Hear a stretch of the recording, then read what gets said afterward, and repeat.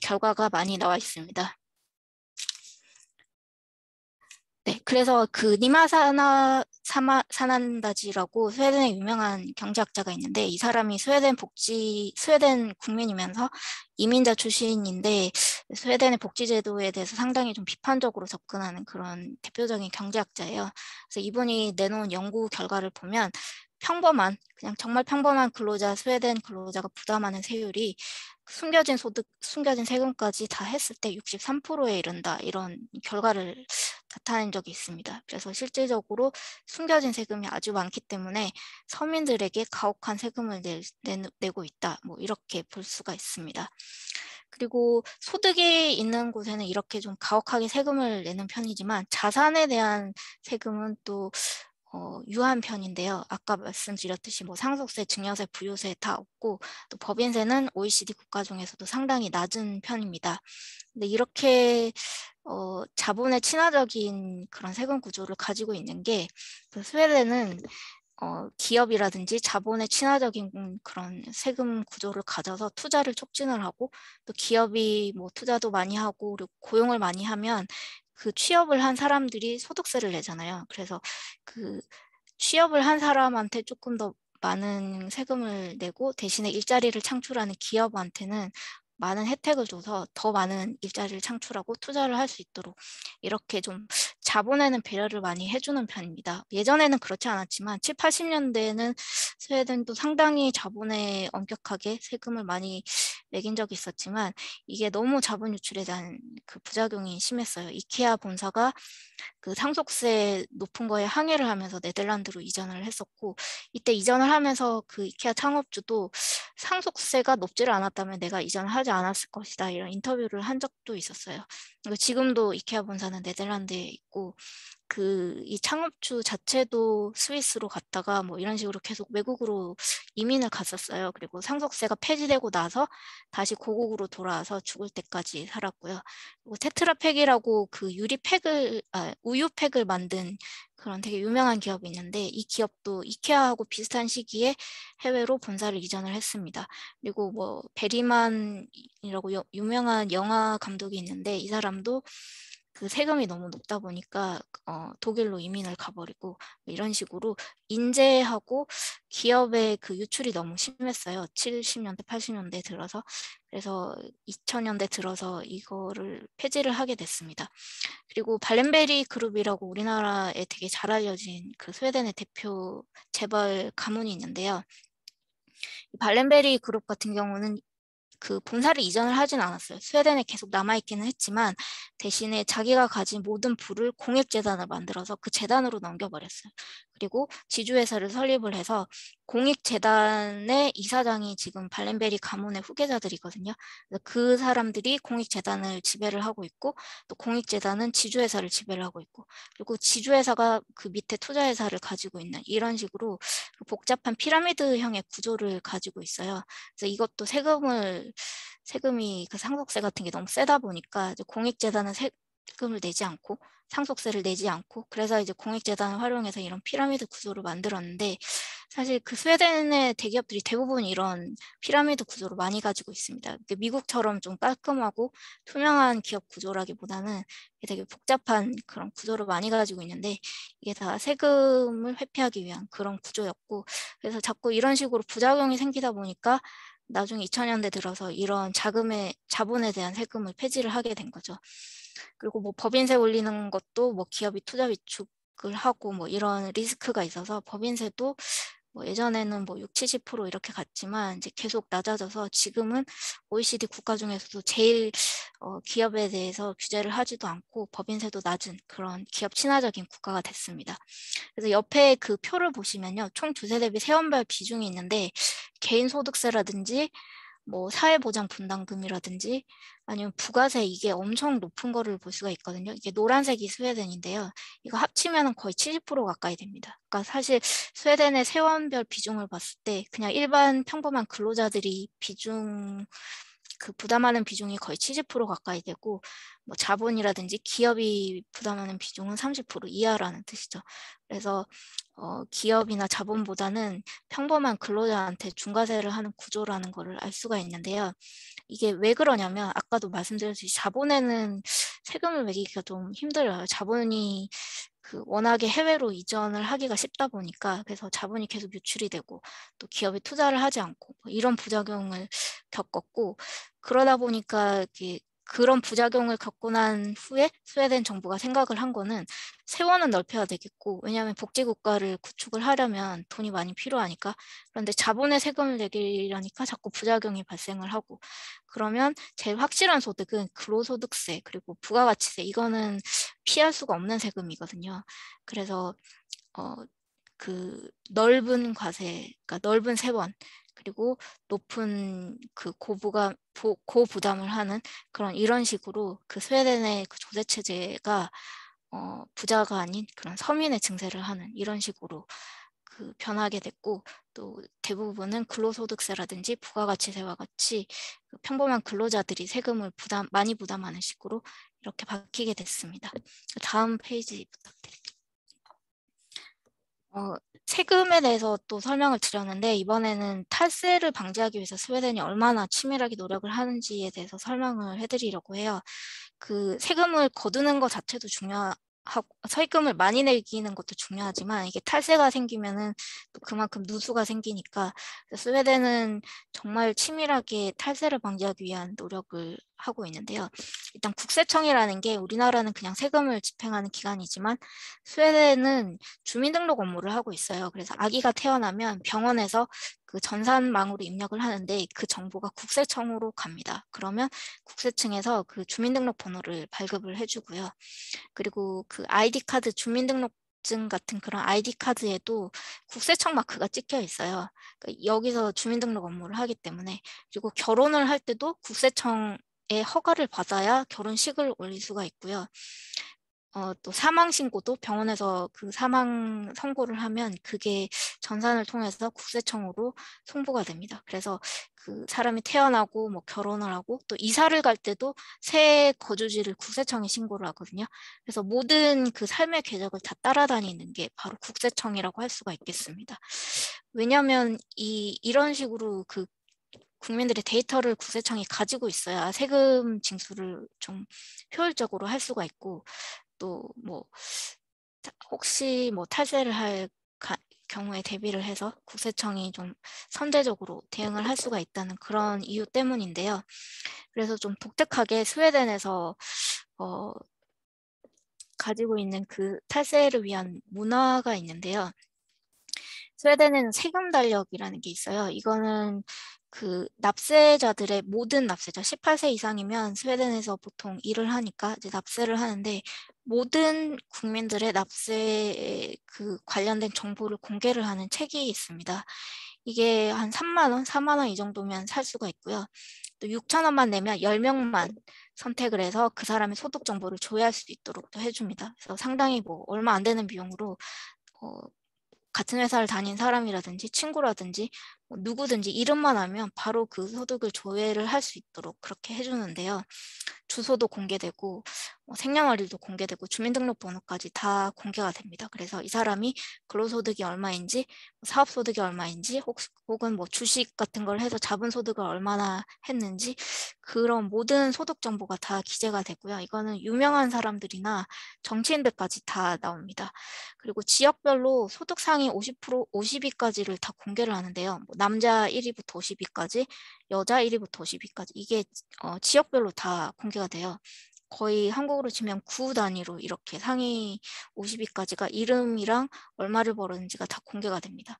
그러니까 이런 식으로 해서 탈세를 막고 서로 상호 감시를 하는 그런 사회를 만들고 있습니다. 그리고 스웨덴 사람들은 연봉 협상 같은 거 할 때도 이런 정보를 많이 활용을 해서 내가 속한 산업군에 내가 하고 있는 일을 하고 있는 사람이 대충 뭐 어느 정도로 월급을 받고 있는지 이런 정보까지 다 나오거든요. 그래서 이런 세금 달력을 많이 활용을 하고 있는 편입니다.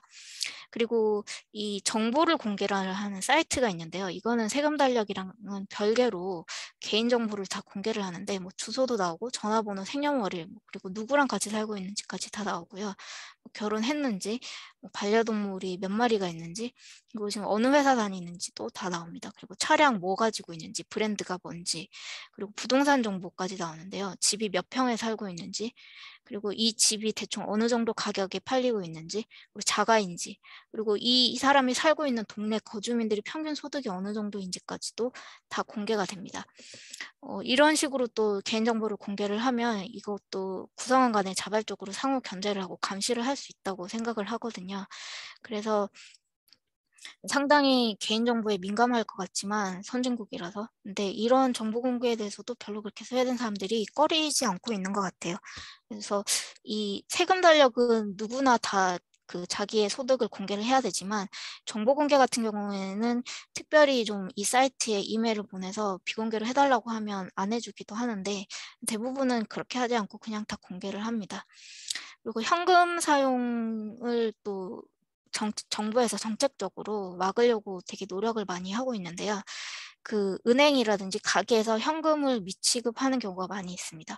카드 결제는 정부에서 절대 할 수 없도록 막아놨는데 현금을 거부하는 거는 가능하도록 풀어놨어요. 그래서 가게에서 현금을 안 받는 경우도 많이 있고 또 은행이 개인 간 거래나 현금 입금에 대해서도 계속 이걸 살펴보면서 추적을 하고 있어요.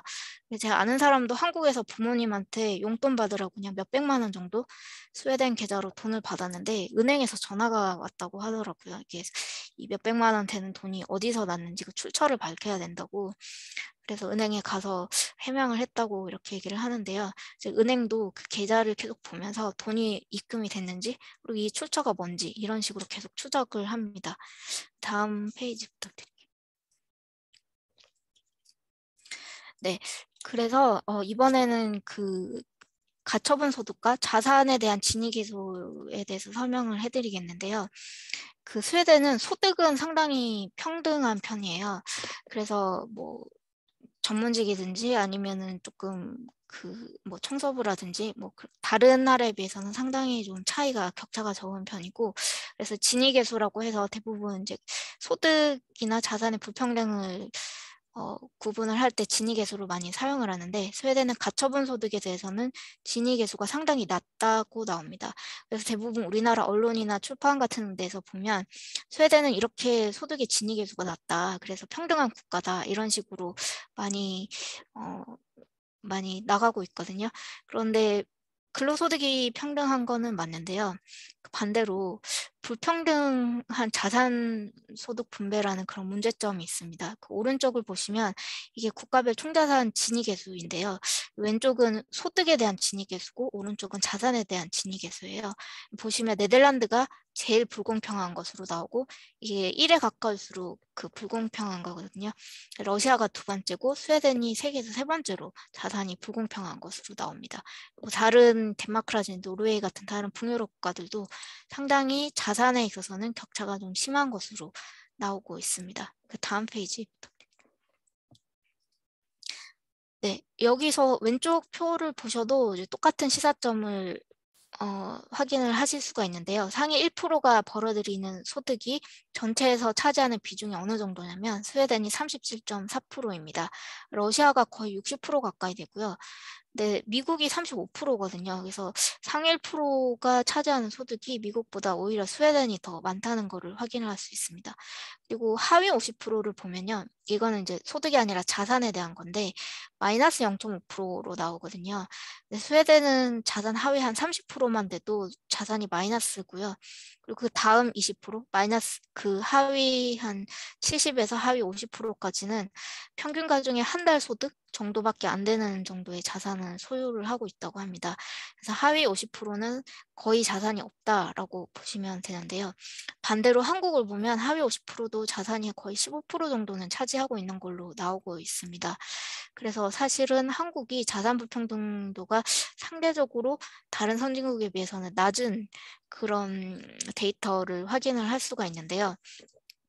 이유는 한국은 대부분 부동산 위주로 실물 자산을 소유를 하고 있거든요.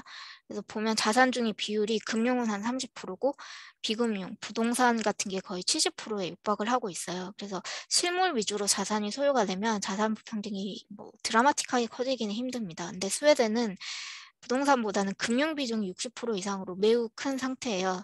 그래서 금융의 소득이 이렇게 많으면은 자본이라는 게 그 물가 소득보다 훨씬 더, 그러니까 물가 상승률보다 훨씬 더 드라마틱하게 커질 수가 있기 때문에 이런 식으로 자산 불평등이 많이 커질 수가 있습니다. 그리고 우리나라 같은 경우는 이제 복지가 미비하고 이러다 보니까 하위 계층도 저축을 열심히 하는 편이에요. 그래서 일정 수준의 자산을 보유를 하고 있고요. 근데 스웨덴 같은 경우는 하위 50%는 거의 저금을 하지 않는 것으로 나타나거든요.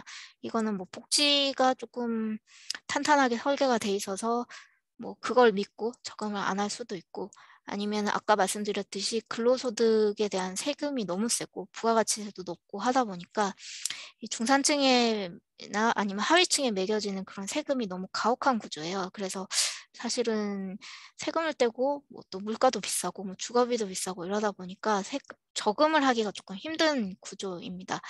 근데 저금을 해야지 뭐 기업이 자본 축적도 하고 이러는데 저금을 이렇게 안 하는 거는 아무래도 국가 경제에 조금 부담이 될 수도 있겠죠. 근데 우리나라도 자산은 사실 조금 평등한 축에 속했는데 요새는 이제 부동산 가격이 많이 급증을 해서 아마 지금 여기 19년에 있는 것보다는 조금 우리나라도 자산 불평등도가 조금 확대됐을 것 같습니다. 다음 페이지 부탁드립니다. 네, 그래서 스웨덴이 사실 평등한 국가라는 그런 개념을 사람들이 많이 가지고 있는데 아까 말씀드렸듯이 그 소득에 대한 진위 계수가 평등한 거를 들어서 이 나라는 정말 뭐 누구나 평등한 국가이다. 소득이 평등하다, 평평하다 이런 식으로 말을 하는 경우가 있고 또 WEF라든지 여러 기관에서 그 스웨덴이 계층 이동성이 용이한 사회라는 그런 조사 결과를 발표를 해서 스웨덴이 평등한 사회라는 그런 이미지를 좀 구축하게 되는 어, 그런 게 좀 있는 것 같습니다. 그래서 이 세계 경제 포럼이라고 해서 다보스 포럼 운영하는 그런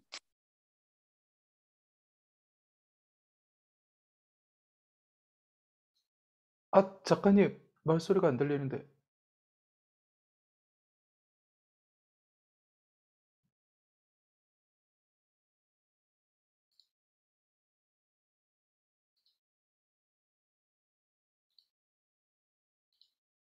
혹시 참석하신 분들, 다른 분들 들리시나요? 안 들립니다. 그쵸? 네. 안 들려요. 갑자기 안 들리고 있습니다, 작가님. 예, 안 들립니다. 아, 안 들립니다. 안 들리는데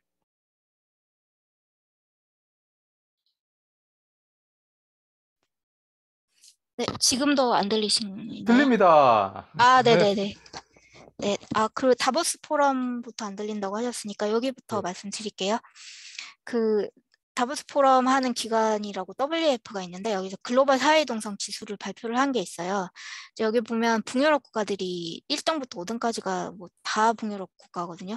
그래서 뭐 여기서 그 되게 우리나라 언론에도 크게 났는데 미국이 또 밑에 있고 한국도 밑에 있고 이러니까 한국하고 미국은 이제 더 이상 계층 이동이 불가능한 사회다. 대신에 북유럽이 개천에서 용인할 수 있는 사회다. 이런 식으로 우리나라 언론에 많이 발표가 됐었습니다. 근데 이거 제가 지표를 보니까 대부분 그 무상의료, 무상교육 뭐 이런 거에 되게 가점을 많이 뒀더라고요. 그래서 이런 무상의료랑 무상복지 같은 거를 많이 실시하는 스웨덴이나 이런 북유럽 국가들이 점수를 높게 받아가지고 완전 1위부터 5위까지 다 싹쓸이를 할 수 있었던 거고, 반면에 복지 혜택이 조금 미비한 뭐 미국이나 한국 같은 경우는 좀 하위권에 위치를 하게 됐던 거고, 그래서 이런 결과가 나온 건데 제 생각에는 사실 하위층은 뭐 덴마크에 살든 아니면 한국에 살든 미국에 살든 대부분은 의료라든지 교육을 무상으로 제공을 받고 있거든요. 그래서 복지국가에 살든 아니든 사실 똑같은 혜택을 받고 있는데 그 사회이동성 지표를 평가를 할 때 무상의료라든지 무상교육이 어느 정도로 중요한가에 대해서 조금 의문이고, 또 밑에 보시면 그 앨런 크루거라고 해서 미국 경제학자인데 이분이 위대한 개츠비 곡선을 만든 게 있어요. 이분도 보면 이제 그 소득의 평등을 기준으로 해가지고 북유럽 국가들이 세대 간의 계층 이동성이 높다는 결론을 낸 게 있거든요.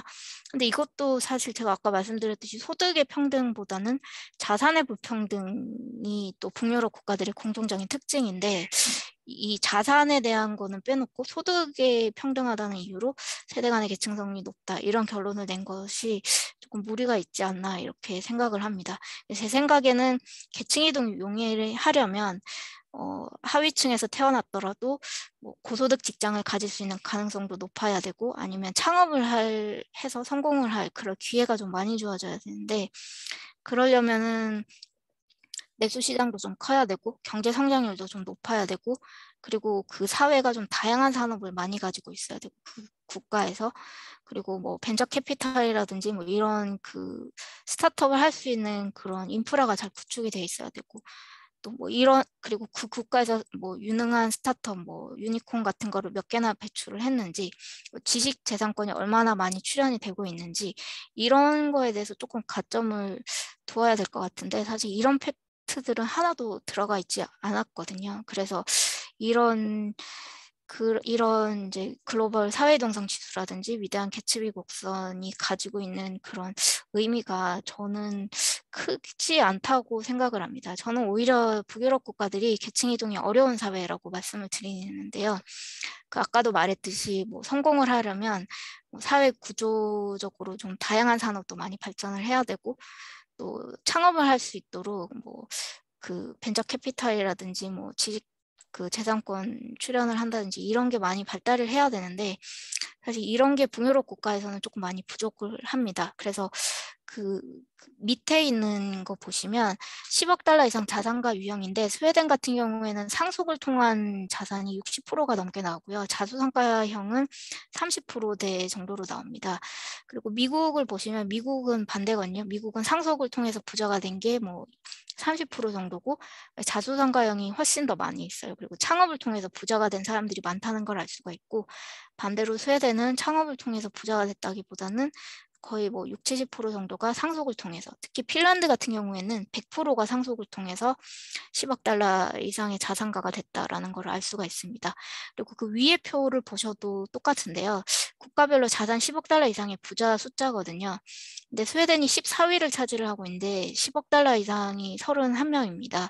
근데 한국은 28명 그 밑에 차지를 하고 있는데 스웨덴이 인구가 1000만 명밖에 안 되거든요. 한국보다 인구가 5분의 1밖에 안 되는데 오히려 그 억만장자 수는 3명이 더 많습니다. 그래서 인구별로 따졌을 때 스웨덴은 사실 부자 슈퍼리치의 수가 거의 세계에서 최고로 많은 그런 수준이고 또 이 30명, 31명 정도 되는 부자가 차지하는 부가 스웨덴 1년 GDP의 4분의 1 정도라고 하니까 부의 쏠림이 되게 극단적으로 나타나는 사회라는 것을 알 수가 있습니다. 다음 페이지 부탁드립니다. 네, 그래서 아까도 말씀드렸듯이 중산층은 이제 세금이 너무 세고 또 물가도 비싸고 해서 저금을 하기가 좀 힘든 구조예요. 근데 반대로 부자들은 자본에 대해서 좀 친화적인 정책도 있기도 하고 그래서 그 대대로 상속을 할 수가 있고 그러다 보니까 스웨덴에서 나타나고 있는 그 부작용 중에 하나가 도박 산업이 발달을 하고 있다는 건데요.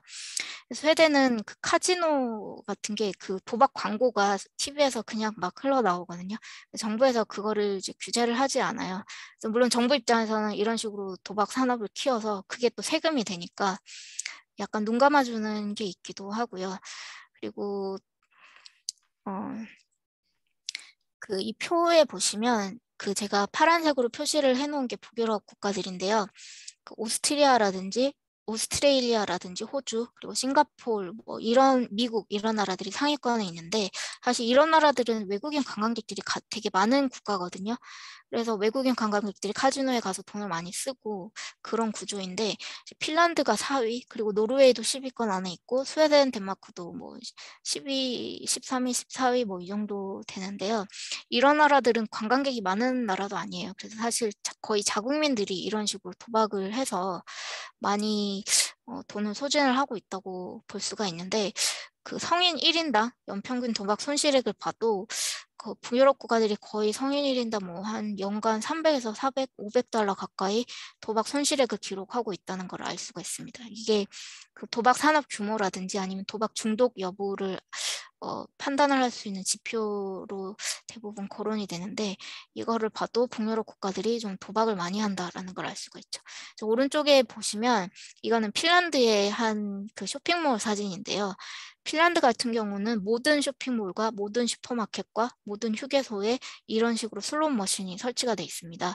그래서 핀란드 성인 뭐 2명 중에 1명이 매주 도박을 한다라는 그런 통계도 있을 정도로 거의 뭐 그냥 슈퍼만 가도 이런 식으로 슬롯 머신을 자연스럽게 접근을 할 수 있는 그런 구조로 되어 있습니다.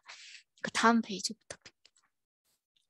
네, 그리고 이제 도박을 제외를 하면 국민들이 돈을 벌 수 있는 유일한 통로가 부동산으로 버는 것밖에 없어요. 아까 말씀드렸듯이 근로소득으로는 돈을 벌기가 좀 힘든 구조이고, 전문직을 가지더라도 소득이 그렇게 높지가 않아서, 그리고 세율도 뭐 50% 정도의 진입을 하기 때문에 열심히 일해서는 사실 돈을 벌기가 좀 힘든 구조로 되어 있습니다. 그러다 보니까 사람들이 부동산에 관심을 정말 많이 가지고 있어요. 국가별로 집값 거품 순위를 보면, 이건 블룸버그에서 작년 여름쯤에 발표한 지수인데요. 스웨덴 3위, 4위가 노르웨이, 그리고 6위가 덴마크, 이런 식으로 북유럽 국가들이 집값 거품에서 상당히 상위권을 차지를 하고 있습니다. 그리고 프라이스 투 렌트 레시오라든지 내가 버는 소득 대비 월세를 얼마나 내는지, 그리고 뭐 이런 지표를 따져보더라도 북유럽 국가들이 상당히 높은 지표가 나오고요. 그리고 프라이스 투 인컴 레시오는 내가 돈을 얼마나 벌어야 그 집을 살 수 있는가를 따지는 지표인데, 이것도 북유럽 국가들이 뭐 한국이나 다른 선진국에 비해서 훨씬 높게 나와서 집값이 상당히 이 사람들의 소득에 비해서 많이 부풀려진 그런 상태라는 걸 알 수가 있습니다. 밑에 보시면 가처분 소득 대비 가계부채 비율이 나와 있는데요. 전 세계 1위가 덴마크고 2위가 노르웨이입니다. 이 사람들은 거의 한 250% 가까이 가계부채 비율을 가지고 있고, 한국도 좀 높은 편인데, 한국은 그 부동산 대출도 있지만 자영업자들이 대출 받는 것도 있고 뭐 여러 가지 좀 부채가 섞여 있거든요. 그 북유럽 국가들 같은 경우에는 거의 대부분이 모기지가 많이 있습니다. 그래서 집을 사려고 계속 돈을 빌리고 있고, 그래서 이런 식으로 그 부채 비율이 상당히 높은 편입니다. 근데 그 상당히 오랫동안 북유럽 국가들이 저금리 정책을 유지를 했고 마이너스 금리도 했고 그랬는데, 이제 서서히 금리를 올려야 될 시기가 오고 있고, 그러면은 이제 아무래도 그 버블이 많이 낀, 그리고 이렇게 대출을 많이 하고 있는 이런 북유럽 국가들이 조금 위험해질 그럴 가능성도 있습니다. 뭐 어떤 사람들은 뭐 그래도 복지제도가 탄탄하니까 위험하지 않을 거다라고 하고 있는데, 그래도 일본이나 미국은 이제 100%를 조금 넘는 수준이거든요. 근데 북유럽 국가들이 이런 국가들보다 뭐 2~3배 이상씩 그렇게 부채를 많이 가지고 살아간다는 게 국가 경제에 결코 좋지는 않을 걸로 그렇게 생각이 됩니다. 아마 이제 고금리 시대가 되면 경제에 큰 부담이 되지 않을까 그렇게 생각을 합니다. 다음 페이지 부탁드립니다. 네. 세금에 대해서 말씀을 드렸으니까 이제 복지에 대해서도 말씀을 드리겠는데요. 보통 우리나라 사람들도 스웨덴 세금이 이렇게 많이 낸다는 거를 얘기를 하면 뭐 세금 많이 내긴 하는데 그래도 그만큼 돌려받을 수 있으면은 나는 그래도 그렇게 세금을 내겠다, 이렇게 말을 하는 사람들이 많아요. 스웨덴 사람들도 우리는 복지 혜택이 많으니까 이렇게 세금을 많이 내도 괜찮아 라고 이렇게 생각을 하는 사람들도 많이 있고, 그래서 스웨덴 복지가 얼마나 괜찮은지에 대해서 이렇게 설명을 좀 드리겠습니다. 연금은 만으로 65세 이후에 수령을 하고요. 물론 조금 더 일찍 수령을 할 수도 있는데 그러면은 수급액이 좀 줄어듭니다. 그리고 평균적으로는 한 170만 원 정도 수령이 돼요. 근데 여기서 또 세금을 떼거든요. 그래서 실제로 수령을 하는 거는 뭐 이거보다 더 작아지는 수준이고, 소득 대체율로 따지면 내가 현역으로 뛰었을 때 그때 벌어들이던 소득에 비하면 한 50% 정도, 그러니까 절반에 가까운 정도라고 볼 수 있습니다. 그러니까 이렇게 치면 한국보다 그렇게 많이 연금을 받는 건 아니에요. 한국도 소득 대체율이 거의 50%에 육박을 하고 있거든요, 지금. 그래서 스웨덴도 뭐 50% 조금 넘기는 수준이니까 사실은 절대 많지 않은 수준이라고 할 수가 있고, 직업연금이라는 거는 회사에서 근로자에게 복지 혜택으로 제공을 해주는 연금이에요. 그래서 이거는 직업연금 해주는 회사로 들어가면 나중에 노후에 이거를 받을 수 있고, 안 해주는 회사로 들어가면 이걸 못 받는 거고, 자영업자면 또 회사가 없으니까 이 돈을 못 받는 거고.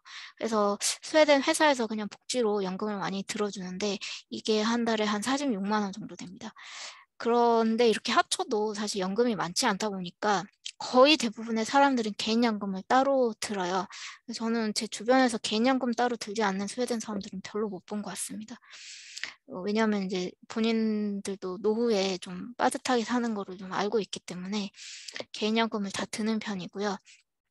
그리고 기초연금이라고 해서 저소득층 노인 대상으로 한 100만 원 정도 주는 게 있는데, 이건 연금으로 사는 생활자 중에 한 10% 정도 된다고 해요. 근데 100만 원에서 뭐 세금 떼고 뭐 주거비 떼고 하면 이제 남는 거는 50만 원 정도에 불과하다고 하는데, 그러니까 이런 사람들은 사실 상당히 조금 힘들게 살 수밖에 없는 거죠. 그리고 오른쪽에 보면 이게 스웨덴에서 그 연금을 다루는 공식 홈페이지가 있거든요. 그 홈페이지에 들어가면 연금 수령자가 이 정도 돈을 받았을 때 어느 정도로 생활을 할 수 있는지 이렇게 예시를 들어주는 게 있어요. 그래서 보면은 15,000크로나 정도, 그러니까 뭐 한 200만 원 정도 그렇게 그러니까 연금을 받았다고 쳤을 때 주거비 빼고 뭐 식비 빼고 여기 보면은 뭐 해외여행 갔다든지 아니면 뭐 옷을 샀다든지 뭐 이런 것도 없고 정말 기본적인 필수 생활에 드는 돈만 뺀 거거든요. 이렇게 해도 잔액이 뭐 1,300크로나면 한국 돈은 뭐 16만 원, 17만 원 이 정도 남는 거예요. 차도 없고 그냥 그 대중교통을 타고 다니는 사람인데도 이 정도로밖에 남지를 않습니다. 그래서 연금만 받아가지고는 상당히 생활이 빠듯하게 살 수밖에 없다, 이런 거를 알 수가 있죠. 그리고 또 스웨덴이 99년에 국민연금 기획한 것도 이것도 우리나라에 좀 많이 얘기가 언급이 많이 되고 있는데, 예전에는 좀 연금이 상당히 제너러스한 상태였어요. 근데 이게 너무 적자가 많이 쌓이고 또 젊은 세대가 나중에 부담해야 될 게 크다 보니까 지금처럼 이렇게 개혁을 많이 했고, 또 경기 침체가 이루어지면 이 지금 평소에 받는 연금에서 조금 줄어드는 식으로, 그래서 경기 상황에 따라서도 연동돼서 연금이 조금 조율이 되도록 이런 식으로 연금을 개혁을 했습니다. 그래서 지금 그 노후에 받는 국민연금이 이 정도 수준으로 그렇게 확정이 된 거고요. 다음 페이지 부탁드릴게요. 네, 그리고 육아휴직 같은 게 있는데요. 이게 뭐 480일 정도 유급으로 쓸 수가 있습니다. 근데 그 상한액이 있어가지고요. 하루에 13만 원 정도 받을 수 있고, 양육수당이 있는데 이거는 아이 한 명당 한 16만 원 정도 받을 수가 있습니다. 그리고 스웨덴이 대부분 뭐 실업수당이든 아니면 이제 국민연금이든 다 과세를 하는데 소득세를 또 내야 되거든요. 근데 양육수당에 대해서는 비과세를 합니다. 교육은 이제 유치원은 무료가 아니고요. 유치원은 뭐 소득에 따라서 많으면 한 20만 원 가까이 낼 수도 있습니다. 이제 초등학교부터 대학교까지는 무료고요.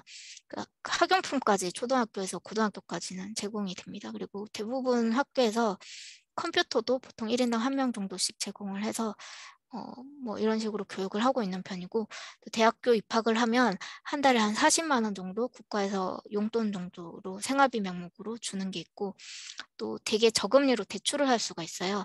그래서 뭐 이런 식으로 대출도 많이 받아서 생활을 하고 있고, 실업보험이 있는데 사실 실업보험은 국가에서 해주는 건 아니에요. 이거는 이제 사보험으로 운영이 되고 있고요. 실업보험 프로그램이 한 25가지 정도 돼요. 그래서 25개 중에서 나한테 맞는 실업보험이 뭔지 근로자가 이걸 다 알아보고 본인이 선택을 해야 됩니다. 그리고 따로 이거는 개별적으로 가입을 해서 납부를 해야 돼요. 가입을 안 하면 실업이 됐을 때 국가에서 나오는 게 있긴 하는데 100만 원 정도밖에 안 되는 돈이기 때문에 대부분은 실업보험에 따로 가입을 해야 됩니다. 근데 이것도 보통은 이제 언론에는 평균 임금의 최대 80%까지 이렇게 나와서 엄청 제너러스하다 이렇게 나오는데 상한이 있거든요. 그래서 상한을 치면은 세금 떼고 나서 한 180만 원밖에 안 됩니다. 그래서 이 이상 받으려면 되게 비싼 실업 프로그램에 가입을 해야 돼서 뭐 연봉이 많이 높다면 좀 많이 비싼 실업 프로그램에 가입을 해서 이 상한이 적용되지 않도록 하고, 그게 아니면 그냥 뭐 한 달에 한 2, 3만 원, 4만 원, 2, 3, 4만 원 이 정도 돼서 그 나중에 실업했을 때 한 180만 원 정도 받고 뭐 이런 식이고요. 그리고 100일이 넘어가면 이제 돈이 더 깎여가지고 세후에 한 150만 원 정도 받게 됩니다. 그리고 임대주택이 있는데요. 여기 스웨덴이 그 임대주택이 상당히 많아요. 거의 전체 주택에서 한 민영이랑 공공 다 합쳐가지고 40% 가까이가 임대주택으로 구성이 돼 있고, 보통 임대주택이라고 하면은 이제 대부분의 나라에서는 되게 극빈자들한테 주는 주택인데 스웨덴은 그게 아니라 이제 모든 국민한테 임대주택을 신청할 수 있게 다 열어놨어요. 그래서 소득하고 관계없이 뭐 자녀가 몇 명이 있든 뭐 아니면 주택을 가지고 있든 상관없이 그냥 다 누구나 성인이면 신청을 할 수가 있고요. 그래서 스웨덴에서 지금 임대주택을 신청하고 대기 중인 시민이 58만 명이라고 합니다. 스톡홀름 인구가 94만 명인데 18세 이상 중에 58만 명이 신청을 했다고 하면 사실상 뭐 거의 웬만한 사람들은 다 임대주택에 신청을 하고 대기 중이라는 걸 알 수가 있는데요. 근데 문제는 이렇게 많은 사람들이 몰리다 보니까 평균 대기 시간이 10년이 넘게 됩니다. 그리고 좀 좋은 지역으로 가려면 23년, 뭐 21년 이런 식으로 진짜 엄청 오랜 시간을 기다려서 입주를 해야 되고, 한번 입주만 하면 평생 죽을 때까지 살 수 있고, 또 지자체에 따라 다르긴 하지만 뭐 어떤 지자체는 이거를 상속까지 할 수 있게 해주는 곳도 있습니다. 다음 페이지 부탁드릴게요. 네, 그 다음에 대표적인 또 스웨덴의 복지가 무상의료라는 건데요. 이제 엄밀하게 말하면 무상은 아니고 연간 15만 원까지는 본인이 부담을 하고 그 이상은 국가에서 부담을 해서 딱 15만 원까지만 부담을 하는 그런 제도입니다. 그리고 약값은 30만 원까지 무료라서 의료비랑 약값 합치면 1년에 45만 원 이상은 들지를 않는 거죠. 그리고 미성년자는 이제 다 전액 무료가 되고요. 그런데 이 무상의료 실시하는 국가들이 공통적으로 치과는 치료를 해주지 않습니다. 근데 스웨덴도 23세 미만은 치과도 무상인데 그게 넘으면은 일부만 보조금을 지급을 하고 있고, 그런데 이 치과 비용이 상당히 비싸요. 그냥 간단히 상담만 해도 5, 6만 원은 나오고 스케일링 한 번 하면은 뭐 거의 15만 원, 18만 원 이렇게 나오고 임플란트 하나를 해도 200만 원 이 정도 나옵니다. 이거는 보조금을 받아도 이 정도로 비싸게 책정이 되는 거거든요. 그래서 치과에 대해서는 상당히 경제적으로 부담이 많이 가서 스웨덴 사람들도 치과는 사실 돈 때문에 많이 못 가는 경우도 많이 있고, 아니면 뭐 헝가리나 폴란드 이런 데 좀 물가 싼 데로 가서 치과를 가는 경우도 종종 보기도 했습니다. 근데 이런 이제 무상의료 국가의 공통적인 특징이 있는데요. 의료는 이제 무상 교육이라든지 뭐 이런 거랑 좀 다른 게, 무상 교육은 학교가 공짜라고 해서 뭐 2군데, 3군데 이렇게 다니지는 않고 한정이 돼 있지만 이제 의료 서비스를 무상으로 하면 이게 수요가 엄청나게 늘어날 수가 있거든요. 그래서 이거를 건보료 유지를 그러니까 건강보험 재정을 적자로 전환시키지 않으려면 수요를 억제를 해야 되는데, 그래서 이 무상의료 국가에서 채택하고 있는 방법이 환자에 대해서 스크리닝을 실시를 하는 거예요. 그래서 우리는 그냥 내가 치료를 받고 싶으면 병원에 가서 치료를 받지만 무상의료 국가는 이제 그게 아니라 일단은 병원 예약을 위해서 뭐 전화라든지 인터넷에서 예약을 해야 되는데 상담원이 있어요. 근데 상담원 보통 간호사가 상담원을 하는데요. 간호사한테 내가 병원 방문할 수 있을지 증세를 얘기를 하고, 간호사가 너 정도는 병원 안 가도 될 것 같은데 라고 하면 이제 갈 수가 없습니다. 근데 간호사가 그러면 이 정도는 병원 방문을 해도 되겠다라고 판단을 하면 예약을 해주는 그런 시스템이고요. 한국처럼 뭐 독감이라든지 뭐 이런 뭐 속이 안 좋다든지 체했다든지 이 정도로는 보통 예약을 안 해주기 때문에 사실은 좀 허들이 높은 편이에요. 응급실로 가더라도 응급실에 카운터에 간호사가 있는데 그 간호사가 너 정도면 응급실에 안 와도 될 것 같은데 라고 얘기를 하면 그냥 병원에서 의사를 만날 수 없고 그냥 집에 가야 됩니다. 이런 식으로 환자에 대해서 스크리닝을 엄격하게 하고 있고요. 그리고 이런 식으로 예약에 성공을 했다고 하더라도 1차적으로는 이제 보건소에 가서 일반이라든지 아니면 간호사를 만나게 됩니다. 그래서 간호사를 만나면 뭐 좀 병원비를 좀 깎아주고, 그 일반의를 만나면 이제 일반의가 면담을 하고 거의 대부분은 그냥 집에 가서 쉬고 또 그래도 똑같은 증상이 계속되면 다시 오라는 식으로 진단을 내리는 경우가 많이 있거든요.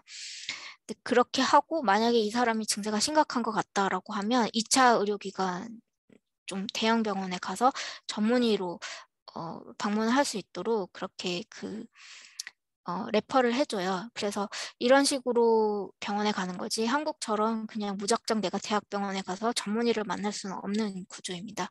그리고 대기 기간도 길어서 예약한 날로부터 보통 빠르면 한 3일, 길면 한 달, 그리고 정말 길면 2달 정도까지 걸리는 경우를 본 적이 있어요. 그래서 이런 식으로 의료 서비스를 수요를 억제하기 위해서 정부에서 아예 정책적으로 스크리닝을 실시를 하고 있고요. 그래서 그 위에 표를 보시면 스웨덴 같은 경우는 1년에 연간 의사 외래 횟수를 따지면 한 3회가 되지 않습니다. 그러니까 1년에 평균적으로 3번을 병원을 못 가는 건데 한국은 이게 거의 17회 정도 되거든요. 그러니까 우리나라 사람들이 이렇게 병원을 많이 가고 있고 스웨덴 사람들은 사실 거의 병원을 가지 못한다라고 보시면 되고요. 그리고 보통 보건소 한 번 가면 한 뭐 200크로나 뭐 이 정도 되는데 이렇게 3번을 못 가면은 그 연간 의료비에 상한선이 있다고 말씀드렸잖아요. 이 상한선에 미치지를 못하는 금액이에요. 그래서 15만 원을 넘으면 이제 카드를 주고 그 카드를 받으면 그다음부터 무상으로 의료 서비스를 이용을 할 수가 있는데 사실은 그 카드를 받는 스웨덴 사람들이 거의 없습니다. 왜냐하면 병원을 거의 가지 않기 때문에. 그래서 오른쪽에 있는 표를 보시면 이런 식으로 스웨덴 사람들은 병원도 거의 못 가고 있고 또 전문의를 만나는 게 아니라 일반이나 간호사를 대부분 만나고 있고 또 대기 기간도 길고 이러면은 사실은 그 병원비에 되게 적은 금액을 써야 될 것 같잖아요. 근데 놀랍게도 GDP 대비 경상의료비 비율을 보면 무상의료 국가가 거의 11% 가까이 나오고 한국이 8% 정도밖에 안 되는 걸로 나옵니다. 그러니까 한국은 스웨덴보다 병원을 8배를 많이 가고 한국은 우리나라는 뭐 CT라든지 MRI 같은 비싼 진료도 많이 받고 입원 기간도 길고 그리고 전문의를 만나는데도 8% 정도밖에 되지 않는 의료비를 지출을 하고 있고 스웨덴은 이제 검사 기기도 그렇게 좋지가 않고 그런 그 병원도 자주 못 가고 또 일반의를 만나고 이렇게 스크리닝을 엄격하게 하는데도 이렇게 비용이 높은 수준으로 이렇게 나오고 있어요. 그리고 국가별로 1인당 그 의료비 지출 내역을 봐도 한국에 비해서 스웨덴이 거의 2배 가까이 높은 걸로 나옵니다. 근데 이거는 뭐 민간보험이라든지 공공의료보험이라든지 이런 식으로 의료비에 지출된 모든 최종 소비를 다 합친 개념인데요. 한국은 뭐 실손보험도 하고 뭐 이런저런 민간보험까지 많이 하고 있는데 그런 돈을 다 합치더라도 북유럽 국가에 비해서는 훨씬 적은 수준으로 의료비를 지출하고 있다는 것을 알 수가 있습니다. 다음 페이지 부탁드릴게요. 네, 아까는 이제 스웨덴의 복지가 생각보다 그렇게 좋지 않다라는 거에 대해서 그렇게 말씀을 드렸고, 다음에는 이제 마지막으로 스웨덴이 어떻게 경제 성장을 했는지, 그리고 지금과 같은 그런 부자 국가가 됐는지에 대해서 좀 설명을 해드리려고 합니다. 스웨덴은 1870년 이전까지는 사실 되게 가난한 나라였어요. 그래서 이때는 너무 가난해서 미국으로 이민도 많이 갔었고, 그리고 전 세계 소득이 평균 정도를 기록하는 나라였다고 합니다. 그리고 유럽에서는 좀 가난한 편에 속하던 나라였고, 근데 1870년대 정도에 산업혁명이 조금 늦게 시작을 했는데, 영국이나 다른 나라에 비해서는 근데 산업혁명도 시작을 하고, 또 이때는 스웨덴이 상당히 그 시장경제 국가였어요. 그래서 정부 비중이 낮고 되게 작은 국가를 취하는 국가였는데 이때 한 60년도 동안 정말 높은 경제 성장률을 기록을 합니다. 이때 스웨덴의 대표적인 스웨덴을 대표하는 아틀라스 코코라든지 SKF라든지 이런 스웨덴의 대표 기업들이 한 19세기 후반부터 나타나게 되고요. 보통 20세기 초반 정도까지 스웨덴의 대표 기업들이 나타났거든요. 딱 이 시기에 스웨덴이 시장 경제 국가를 취하던 이 시기에 스웨덴의 대표 기업들이 나타났고 지금처럼 대표 스웨덴 기업으로 성장을 하게 된 거고요. 그리고 이때는 서유럽에서 세계 가장 높은 수준으로 경제 성장률을 기록을 했다고 합니다. 그래서 중간에 있는 표를 보시면 70년대 후반만 해도 그 서유럽 선진국 평균 대비 스웨덴 1인당 GDP 비율이 0.6에서 조금 넘는 수준밖에 안 되고 그 평균 이하라는 걸 알 수가 있거든요. 근데 그 후로 엄청나게 가파르게 1인당 GDP가 성장을 했다는 것을 확인할 수가 있습니다. 이때는 이제 스웨덴 GDP에 대한 재정 비중이 한 5.7%였다고 하는데요. 미국보다 더 GDP에 대한 재정 비용이 되게 작고 효율적인 국가였습니다. 이때 경제 성장을 엄청나게 많이 하게 됐고요. 또 30년대에 넘어가면은 이때는 30년대 초반에 그 3인당이라고 해서 지금도 스웨덴을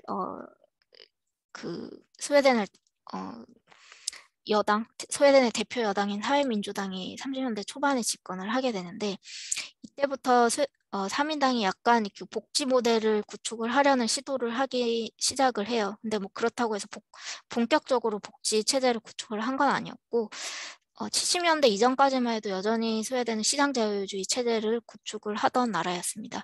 근데 그 이전에 30년 이전에 비해서는 조금 복지라는 존재가 조금 나타나기 시작했던 거고요.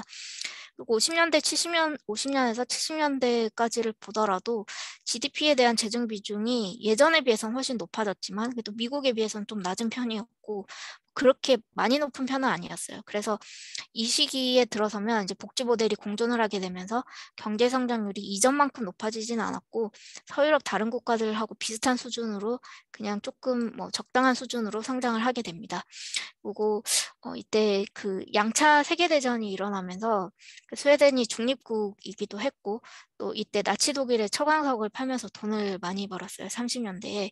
그리고 전후에 유럽이 인프라도 다 망가지고 또 재건 수요가 높아지고 했을 때 처광석을 많이 팔아서 그때 돈을 많이 벌었거든요. 그래서 이 30년대, 70년대까지는 그런 이제 스웨덴에 좀 특수한 상황이 있었어요. 중립국으로 유지를 하면서 이제 본인은 인프라라든지 이런 걸 그대로 망가지지 않고 다 보전을 했고 또 전후 그 수요를 활용을 해서 스웨덴에 질 좋은 철광석이 많이 나는데 이거를 수출을 하면서 막대한 부를 거둬들었고 또 아까 1870년대 이후로 탄생하기 시작한 스웨덴 대표 기업들이 이때 수출을 본격적으로 많이 하면서 또 이때 스웨덴 3인당 정부가 되게 친기업적인 정책을 많이 폈거든요. 그래서 수출을 많이 하면서 외화를 많이 벌어 들여왔고 그래서 30년에서 70년까지는 경제 성장률이 다른 국가들하고 비슷한 수준으로 잘 유지가 됐고 이전보다 높지는 않았지만 그래도 여러 가지 그 대외 여건이 상당히 좋았어요. 그래서 경기가 워낙 호황이기도 했고 그래서 스웨덴이 계속적으로 성장을 하면서 70년에 이르면 1인당 GDP 순위가 전 세계에서 한 3, 4위 정도로 거의 전 세계에서 제일 부자 국가 중에 하나가 됩니다. 그런데 70년을 전후해서 한 60년대 후반 정도 들어가면 이때 스웨덴 1인당 GDP 순위가 제일 높았던 그 시점에 본격적으로 3인당 정부가 스웨덴식 모델을 구축을 하게 되는데요. 이 스웨덴식 모델이라는 거는 과세를 엄청나게 높게 하고 또 복지 혜택을 엄청나게 광범위하게 주고 또 큰 정부를 가지고 있고 또 노조에 막강한 권한을 주고 이런 식으로 우리가 흔히 알고 있는 그 사회주의적인 개념을 그렇게 좀 본격적으로 실시를 한 게 70년대인데요.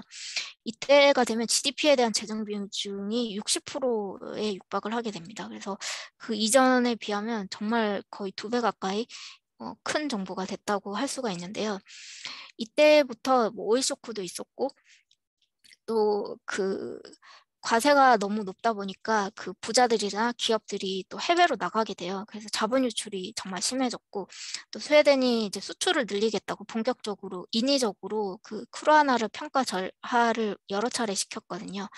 그래서 이런 식으로 기업이 수출은 늘어나긴 했지만 그래도 이런 식으로 인위적으로 그 화폐 가치를 조정을 하다 보니까 구조조정도 좀 늦어지고 또 그 화폐가 낮아지니까 인플레가 생겨가지고 임금도 계속 높아지고, 기업들 입장에서는 그 고임금에 따른 그런 부담도 커져가지고 경쟁력을 잃게 되는 그런 상황도 생겼고, 그래서 여러 가지로 70년대부터 93년 그 스웨덴이 한창 스웨덴식 모델을 구축을 하면서 정말 그 말 그대로 그 복지 혜택을 많이 제공하던 시절에는 경제 성장률이 상당히 많이 떨어지게 돼요. 그래서 오른쪽 표에서도 그 한창 올라가다가 좀 꼬꾸라지는 그런 거 보실 수가 있는데, 이 시기가 스웨덴에서는 상당히 조금 경제가 많이 침체되던 시기였습니다. 딱 이때 또 한국은 산업화를 본격적으로 시작을 하고, 또 일본이 부상을 하고, 또 홍콩이라든지 대만 같은 국가들이 등장을 하게 되면서 스웨덴이 경제가 그 성장에 대한 격차를 많이 좁히게 되는, 추격을 허용을 하게 되는 그런 시기가 바로 이 복지국가를 구축을 했던 70년대, 80년대에 이르게 되고요.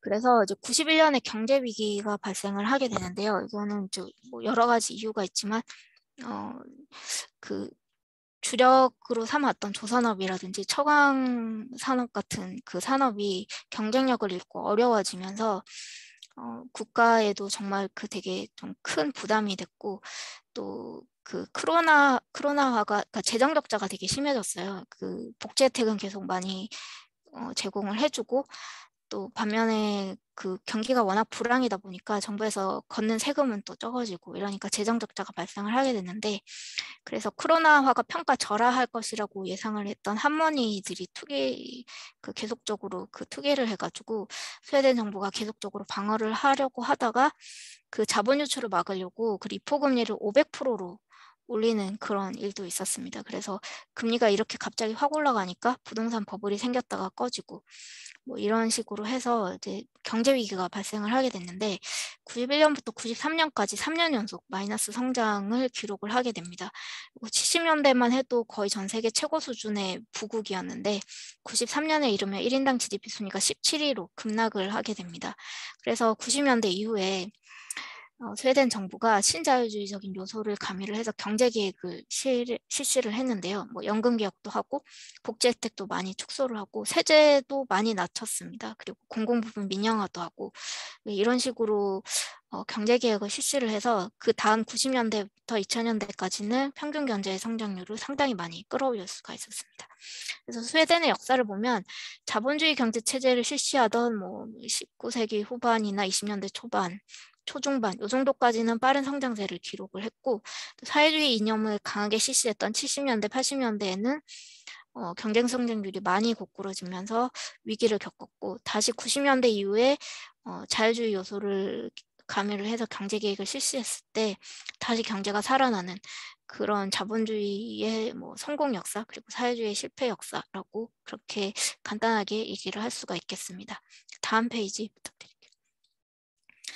네, 그 마지막으로 복지국가에 대해서 우리가 좀 착각을 하고 있고 또 환상을 가지고 있는 거에 대해서 말씀을 드리겠는데요.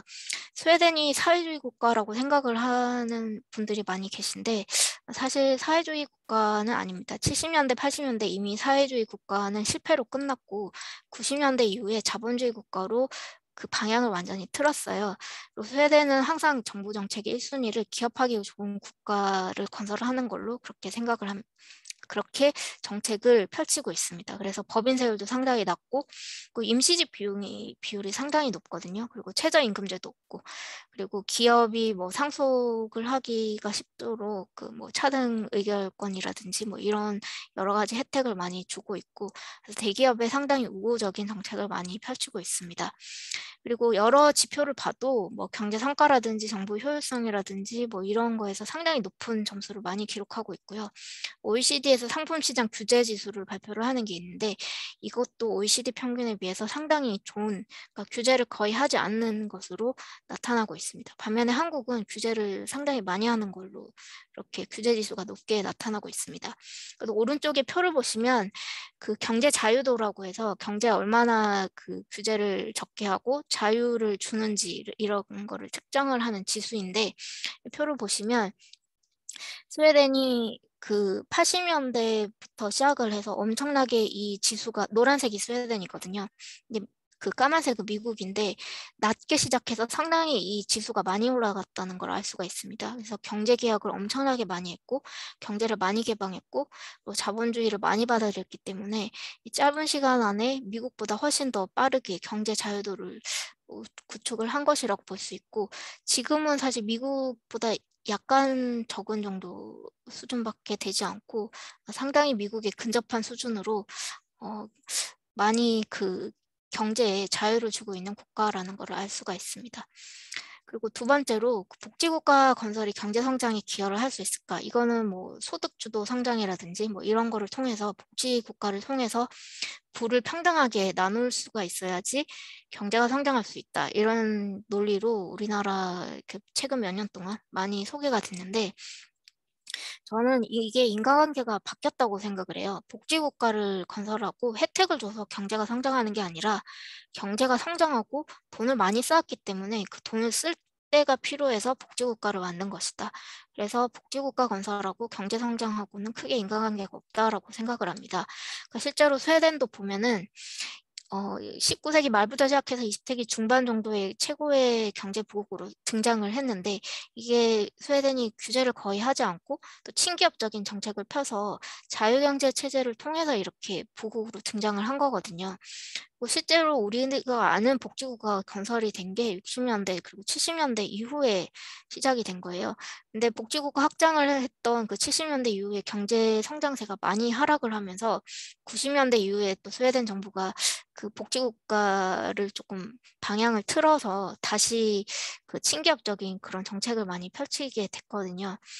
그래서 스웨덴은 뭐 그동안 자유경제 체제를 통해서 20년대 중후반까지 경제보국으로 등장을 했고 부를 많이 쌓았기 때문에 돈을 많이 쌓았으면 그거를 쓰고 싶은 욕구가 있으니까 이제 그런 식으로 해서 70년대 복지국가가 형성이 된 거지 복지국가가 뭐 19세기 말부터 생겨가지고 그걸 통해서 성장을 한 그런 거는 아니에요. 스웨덴이 부자가 되기까지는 자유경제 체제가 큰 역할을 했다라고 볼 수가 있습니다. 오히려 큰 정부가 있어서 경제적으로 비효율을 초래를 하는 게 좀 있는데요. 예를 들면 그 스웨덴 같은 경우는 정부 고용 비율이 거의 30% 수준입니다. 다른 북유럽 국가들도 거의 이 정도인데 그 공무원들은 그 경제를 살찌우고 경제를 키우는 그런 직업이 아니거든요. 돈을 쓰는 직업이지. 근데 이런 식으로 큰 그 복지 혜택을 많이 주고 이렇게 하려면 고용을 많이 해야 되는데 이제 그 복지, 사회복지 부분에 그래서 이런 식으로 정부가 고용하는 비중이 근로자 3명 중에 1명꼴이라고 치면은 이거에 지출을 하는 비용도 상당히 크게 되거든요. 그래서 민간에서 2명이 돈을 벌면 그 돈을 1명이 정부에서 공무원으로 그렇게 쓰는 그런 구조다 보니까 경제적인 비효율이 상당히 큽니다. 그래서 저는 스웨덴이 이런 식으로 큰 정부를 하지 않고 복지국가를 이루지 않았다면 지금보다 훨씬 더 잘 사는 나라가 되지 않았을까라고 생각을 합니다. 그리고 복지국가의 지속 가능성에 대해서도 말씀을 드리고 싶은데요. 복지가 계속 굴러가려면 생산성 향상이랑 경제 성장이 지속적으로 나와야 돼요. 그래서 세금을 많이 걷어야 복지 혜택을 줄 수가 있기 때문에 근데 세금을 많이 걷으려면 경제가 계속해서 성장을 해야 되고 생산성이 계속 향상해야 되고 기업이 계속해서 투자를 하고 일자리 창출을 계속 해야 되거든요. 그래서 이런 식으로 쳇바퀴가 굴러가야 되는데 스웨덴 모델이 70년대에 만들어진 모델이에요. 이때는 고도 성장이 가능했던 시절이고 스웨덴이 그동안 한 100년 정도 산업화를 이룩하면서 쌓아둔 부가 상당히 많이 축적이 됐던 시기입니다. 그때 스웨덴 모델이 생겨난 거예요. 근데 이제 지금 전 세계적으로 선진국들도 다 경제가 성숙 단계로 들어서면서 경기 둔화가 발생을 하고 있고 뭐 선진국 같은 경우는 경제 성장률이 보통 뭐 2%대, 1%대 이렇거든요. 그래서 급격하게 빠른 경제 성장을 하기는 조금 힘든 구조적으로 이렇게 좀 힘든 시기가 왔는데 이런 경기 둔화가 생기고 또 저성장이 고착화된 상황에서 복지국가를 위한 세원을 어떻게 거둘 것인지 그리고 또 전 세계적으로 그러니까 선진국들은 특히 저출산 고령화가 심한데 스웨덴도 이런 문제를 똑같이 겪고 있거든요. 그래서 복지에 대한 수요가 앞으로 계속 늘어날 상황이고 경제활동 인구는 주는 상황에서 복지국가를 어떻게 유지를 할 수 있을 것인지에 대해서 저는 조금 의문이고 그래서 이런 스웨덴 모델이 얼마나 앞으로 지속 가능할지에 대해서 조금 비관적인 그런 상황입니다. 특히 경제 위기가 발생을 하면 복지 국가가 조금 유지를 하기가 힘든데, 뭐 예를 들면 이제 코로나19 사태 때 다른 국가들이 락다운을 되게 많이 했거든요. 그래서 경제가 아예 셧다운이 됐던 상황이 있었는데, 스웨덴은 코로나19 초기부터 그냥 다 경제를 풀고 락다운을 전혀 하지를 않았어요. 물론 뭐 정부에서 공식적으로 발표를 하지는 않았지만 많은 전문가들은 아마 이 복지국가를 유지하기 위해서 세금이 필요한데, 이 경제를 셧다운시키면 세금을 거두지 못하기 때문에 복지국가를 유지를 하기 위해서는 이런 식으로 스웨덴처럼 그냥 다 풀어놓는 게 불가피했다라고 그렇게 분석을 하고 있습니다. 그러니까 이런 식으로 경제 위기가 닥치고 이렇게 되면 좀 이런 경제 위기가 장기적으로 지속이 되면 이런 식으로 복지 체계를 유지를 하는데 부담이 상당히 크게 되고, 그러면 아마 그 유럽의 복지 국가들도 다시 한번 구조적인 개혁을 해야 되지 않을까라고 그렇게 생각을 합니다. 저는 이제 발표는 여기까지 준비를 했고요. 뭐 혹시 질문이 있으시거나 코멘트 하실 게 있으시면 자유롭게 말씀해 주시면 되겠습니다. 네, 네. 감사합니다. 와, 정말 알차고 명강이십니다. 어쩜 아, 이렇게 강의를 잘하세요? 아, 와, 아니요.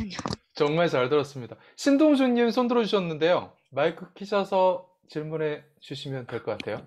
네, 좋은 강연 우선 감사드립니다. 몰랐던 사실을 좀 많이 알게 됐습니다. 질문을 바로 드리면 네. 직장인들의 유리지갑은 약탈적으로 세금으로 털어가고 자본에 네. 대해서는 관대하게 세금 구조가 이렇게 돼 있는 것 같은데, 네. 그런 것이 이렇게 어느 순간에 어느 어떤 계기에 의해서 형성이 된 건지, 그리고 이런 세금 구조가 국민적인 저항을 처음부터 갖고 오진 않았는지 궁금하고, 또 이런 자본에 유리한 세금 구조가 왜 또 기업 육성으로 이어져서 지속적으로 경제 성장으로 나타나진 않았는지도 궁금합니다. 네. 일단 그 계기라고 하면은 원래는 그 70년대에는 자본이든 소득이든 다 이제 높은 세율을 매기고 있었어요. 근데 그 아까도 말씀드렸지 뭐 이케아라든지 그런 대기업들이 자꾸 해외로 나가게 되고, 또 발렌베리 그룹 같은 경우는 해외로 나가지는 않았지만 그 피라미드 구조를 형성을 해서 공익재단에 부를 다 넘겨버리면서 상속세를 회피를 하고 뭐 이런 식으로 부작용이 생기고, 또 실제로 지금도 스웨덴에서 그 조세 회피처에 자본을 넣고 스웨덴에서 세금을 제대로 안 내는 부자들이 400명이 넘는다고 하거든요. 그래서 이런 식으로 자본이라는 거는 그 이동성이 엄청 높아서 국경을 금방 그 넘어갈 수가 있어요. 그래서 조세 회피처라든지 뭐 이런 거를 얼마든지 이용을 할 수가 있고, 그리고 실제로 스웨덴에서 그 2000년대 중반 정도에 그 뭐 재산세라든지 이런 거를 폐지를 할 때 조사를 해보니까 실제로 그 재산세를 거두려고 스웨덴에서 뭐 많은 행정 인력이랑 뭐 이런 걸 투입을 해서 거뒀는데, 실제로 그 세수는 뭐 거의 한 뭐 100몇 억 이 정도인데, 그 이거를 회피를 하기 위해서 자본이 유출된 그 규모가 100조가 넘었다고 하더라고요. 원화로 따졌을 때. 그러니까 그 정도로 사람들이 세금을 내지 않기 위해서, 그러니까 스웨덴이 사실 가장 정직한 사람들이 사는 나라라고 하는데도 불구하고 부자들이 세금을 내지 않기 위해서 이런 식으로 자본 유출을 많이 했고, 또 똑똑한 사람들이 또 해외로 나가는 그런 문제가 있는데, 사실 이거는 지금도 계속해서 일어나고 있는 문제인데요. 그 보통 돈을 많이 버는 사람들은 뭐 외국어도 능통을 하고 또 지식이라든지 뭐 기술이 있기 때문에 해외 나가서도 일을 구하기가 쉽거든요. 그래서 그런 유능한 인재들이 자꾸 해외로 나가는 거죠. 그래서 뭐 이런 식으로 자꾸 부작용이 너무 크다 보니까 실질적으로 또 자본의 세금을 걷었을 때 그 세수가 많이 확보가 되지를 않았어요. 아까도 말씀드렸듯이 자본 유출이 너무 심했고, 실질적으로는 뭐 전체 세수에서 뭐 소득세, 아니 그 재산세라고 해봤자 뭐 1%, 2%이 정도밖에 못 거뒀다고 하더라고요. 근데 겨우 뭐 1, 2% 되는 세금 징수하려고 이렇게 자본이 유출되는 것보다는 아예 이걸 폐지하는 게 낫겠다라는 그런 판단 하에 2000년대 중반에 정부가 그냥 다 자본에 대해서 폐지를 한 거고, 국민적인 저항이라고 하면은 사실 그 스웨덴 사람들은 신기하게도 이런 거에 대해서 그렇게 논의가 많지를 않아요. 그러니까 뭐 버피세가 10년 전에 나왔는데 그때도 이제 미국이나 한국이나 자본의 세금을 걷어야 된다, 부자세를 걷어야 된다라고 그렇게 되게 말이 많았는데도 불구하고 스웨덴에서는 이런 논의가 거의 그렇게 많이 있지가 않았습니다. 스웨덴은 상당히 친기업적인 마인드를 많이 가지고 있고 또 그 자본에 대해서 세금을 매기는 게 부작용이 많다는 거에 대해서 보통 사람들도 많이 인정을 하고 있어요. 그래서 우리 마인드로는 조금 이해가 안 갈 수도 있는데 스웨덴 사람들은 어떻게 보면은 부자들이 계속해서 자본이라든지 그 사람들의 부를 후세로 이어줄 수 있도록 그렇게 허락을 하는 그 대가로 복지 혜택을 받는 그런 대신에 뭐 그 사람들의 부에 대해서는 터치를 하지 않는 이런 식으로 국민적인 합의를 이뤘다고 그렇게 평가를 하는 그런 사람들도 있습니다. 그래서 의외로 그 부자들에 대해서 국민적인 저항이 그렇게 크지 않고 또 중산층이라고 해서 뭐 신분 상승을 하겠다든지 내가 부자가 되고 싶다든지 뭐 쟤는 부자인데 왜 세금을 안 낸다든지 뭐 이런 식으로 반발하는 그런 게 많지가 않아요. 그리고 일단 이거부터 설명을 해드리고 그 채팅방에 있는 거에 대해서 말씀을 드릴게요.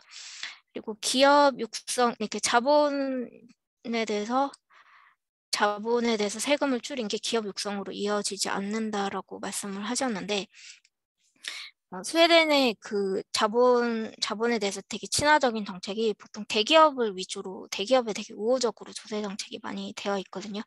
그래서 보면은 스웨덴 기업들이 대부분 피라미드식으로 구조가 되어 있는데 그래서 그 투자회사에서 지주회사로 넘어갈 때 뭐 그 주식 배당금이 계속해서 넘어가게 되는데 그런 배당금에 대해서는 세금을 면세를 해준다든지 뭐 이런 식으로 해서 그런 식으로 그 피라미드 구조를 구축하는 거에 조세제도가 조금 유리하게 돼 있어요.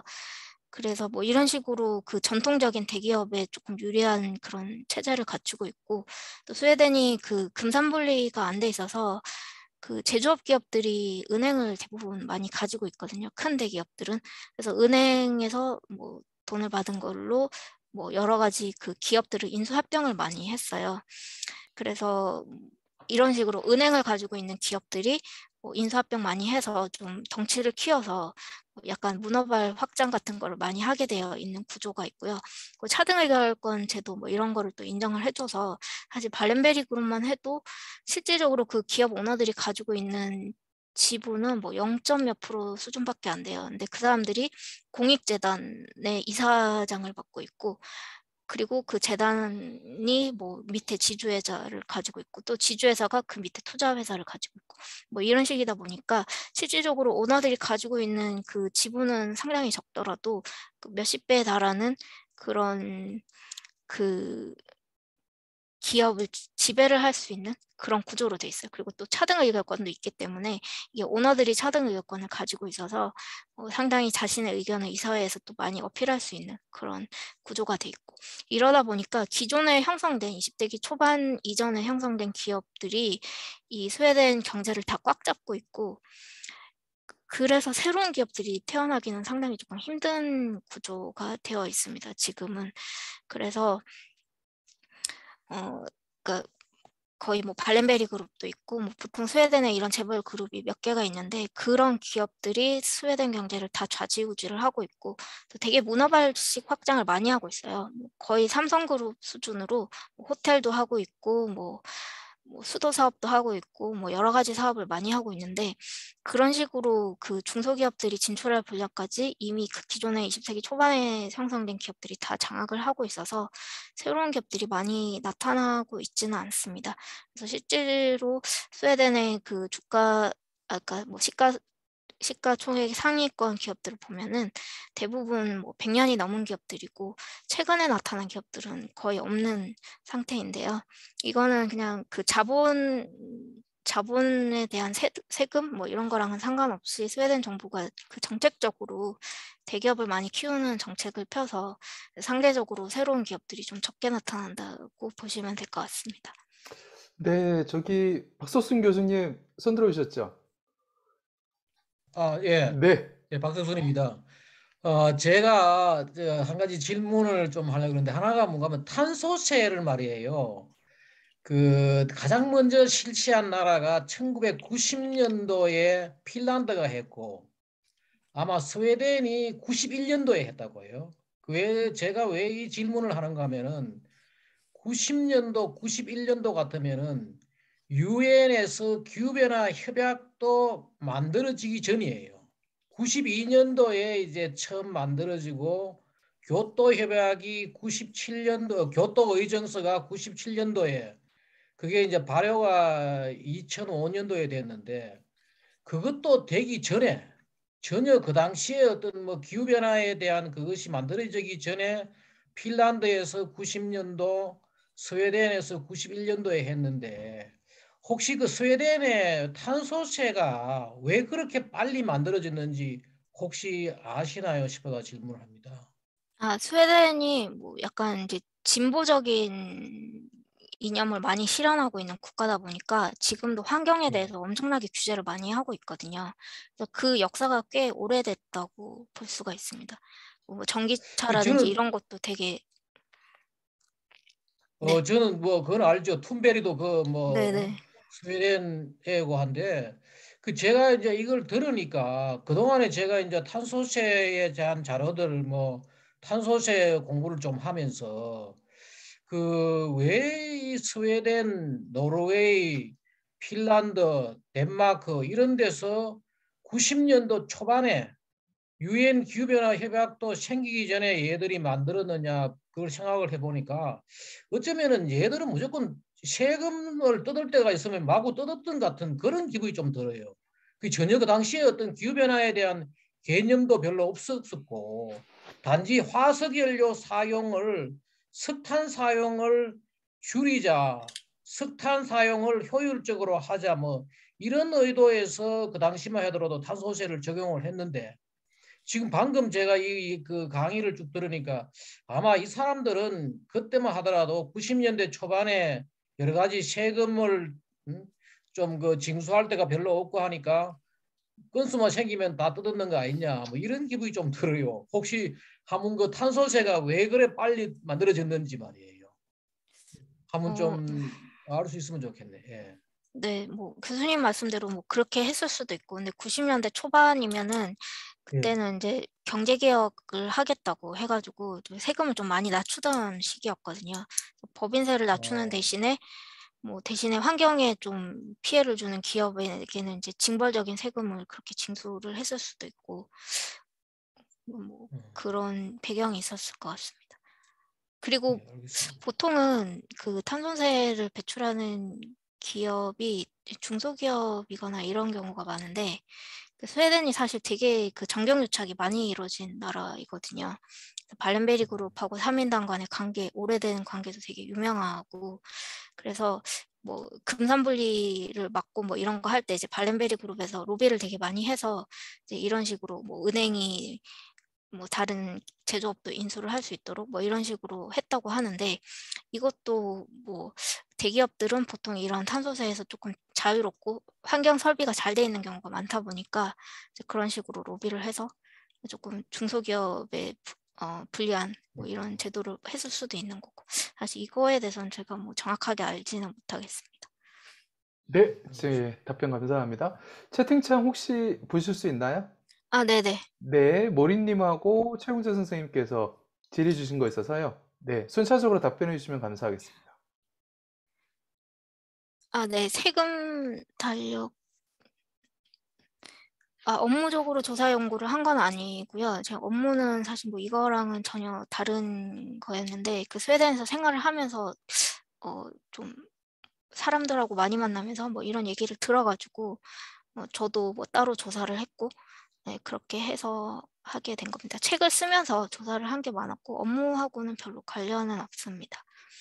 그다음에 동일노동 동일임금 이거는 뭐 예전에 그 38년에 조약이 하나 있었는데 그때 그 정부는 빠지고 근데 노동자랑 기업가 그 연합이 만나가지고 이런 식으로 협약을 체결을 한 게 있었어요. 그래서 그때는 이제 보통 우리는 이제 개별 노조인데 그 당시에는 이제 산별 노조라고 해가지고 뭐 삼성에 있는 인사팀 노동자나 아니면 중소기업에 있는 인사팀 노동자나 똑같은 급여를 받아야 된다라고 해서 대기업은 이제 아무래도 상대적으로 급여가 높고 중소기업은 급여가 낮다 보니까 동일 노동 동일 임금을 하려면 대기업들은 이제 급여 인상폭을 줄여야 되고 또 중소기업들은 급여를 많이 높여서 이제 중간에서 만나야 되잖아요. 그래서 그러다 보니까 대기업들은 이제 임금 인상이 낮아져가지고 부를 많이 축적을 할 수 있었고 또 그 남은 돈을 가지고 뭐 투자도 하고 뭐 이렇게 했었고 중소기업들은 급여가 너무 급격하게 상승하는 바람에 한기 기업도 많은데 그 한기 기업들은 급여를 그렇게 많이 올리기가 힘들잖아요. 그런데 이런 그 가치로 인해서 좀 중소기업들이 많이 부도가 나고 사라지게 된 그런 계기도 있었습니다. 지금은 이제 이런 식으로 하지는 않고 이미 한 50년 정도는 이런 식으로 유지를 했었는데 지금은 이제 거의 기업별로 연봉 협상을 한다고 보시면 될 것 같습니다. 사회주의 실패의 역사와 자본주의 성공의 역사. 사회주의 성공, 이게 사실 한국에서는 그 스웨덴의 많은 면이 드러나 있지는 않다라고 생각을 하고요. 보통 이제 한국에서 알려진 스웨덴은 세금을 많이 걷고 그만큼 더 복지를 많이 주는 국가라고 알려져 있지 친기업 국가라는 것은 많이 알려져 있지 않습니다. 그 규제가 상당히 약하고 법인세가 낮고 이런 거에 대해서도 알려져 있지 않은데 그만큼 사실 스웨덴이 기업하기 좋은 나라거든요. 그래서 여러 가지 뭐 연구기관에서 내놓은 지표를 봐도 되게 그 혁신적인 국가로 많이 부각이 돼요. 북유럽 국가들이. 근데 그 이면에는 이런 식으로 규제를 풀고 기업하기 좋게 하기 위해서 자본 친화적인 조세 정책을 가지고 있는 게 되게 큰 점수를 받아서 거기서 그 창의적이고 혁신적인 국가로 인식이 되고 있는 건데 한국에서는 이거를 복지 모델로 결합을 해서 사실 저는 그 스웨덴이 혁신적인 국가가 된 게 그 친자본 그리고 친기업 정책 때문이지 복지 정책하고는 무관하다고 생각을 하는데 근데 또 많은 분들은 복지 국가이기 때문에 혁신적인 국가가 됐다라고 그렇게 인식을 하는 경우가 많이 있어요. 그리고 이런 분들은 보통 스웨덴이 얼마나 친자본 정책을 펼치는지에 대해서는 보통 집중을 하지 않으시기 때문에 이런 식으로 해서 큰 국가 그리고 복지 국가가 혁신적이고 또 사람들이 살기 좋은 국가다 이런 식으로 인과관계가 형성이 되고 있는 것 같습니다. 극복할 수 있는 방안으로는 이제 그 사실 스웨덴 역사를 보면 그 자본주의 체제를 하던 시기에는 성공을 하고 그리고 그 7, 80년대에 사회주의 이념을 받아들이면서 엄청나게 경제 성장이 느려졌거든요. 근데 우리나라도 보면 이제 정부에서 자꾸 규제를 많이 하려고 하고 기업을 대상으로 그리고 보통 그 약간 진보적인 그런 마인드의 정권들이 뭐 미국의 바이든 정권도 그렇고 자꾸 법인세를 올리고 부자 증세를 하려고 그렇게 시도를 많이 하는 경우가 있는데 사실 스웨덴이 정말 우리가 반면교사할 수 있는 좋은 그런 예라고 생각을 해요. 스웨덴이 실제로 예전에 그렇게 뭐 법인세 올리고 부자 증세를 했다가 자본 유출이 너무 심해서 부작용을 겪고 나서 다시 그 신자유주의적인 체제를 그렇게 도입을 한 그런 사례가 있는데 이제 그거에 대해서 우리가 조금 더 고민을 해보고 규제라든지 뭐 세금을 올리기 전에 그런 걸 좀 생각을 해야 되지 않을까. 근데 스웨덴에 이렇게 좋은 우리한테 교훈을 줄 수 있는 그런 예시가 있는데 사실 그거에 대해서 우리가 조금 더 공부를 하지 않고 더 집중을 하지 않고 무조건 그 복지라는 거에만 집중을 하다 보니까 이런 뭐 사회주의의 실패 그리고 자본주의 성공 이런 거에 대해서는 좀 많이 주목을 하지 않고 있는 것 같습니다. 네, 동일노동 동일임금 이거는 아까 설명을 드렸고요.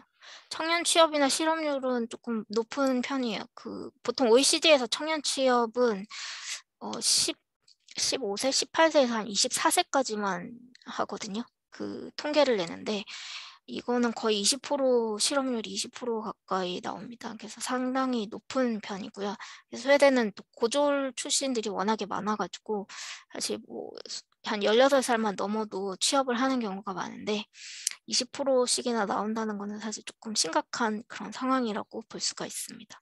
그리고 출산율은 이제 한국보다는 조금 높은데요. 한 1.67 이 정도 돼요.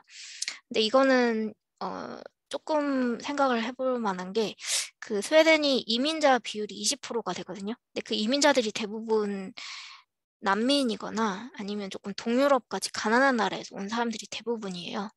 근데 그 사람들이 20%가 되는데 그 사람들이 아기를 정말 많이 낳아요.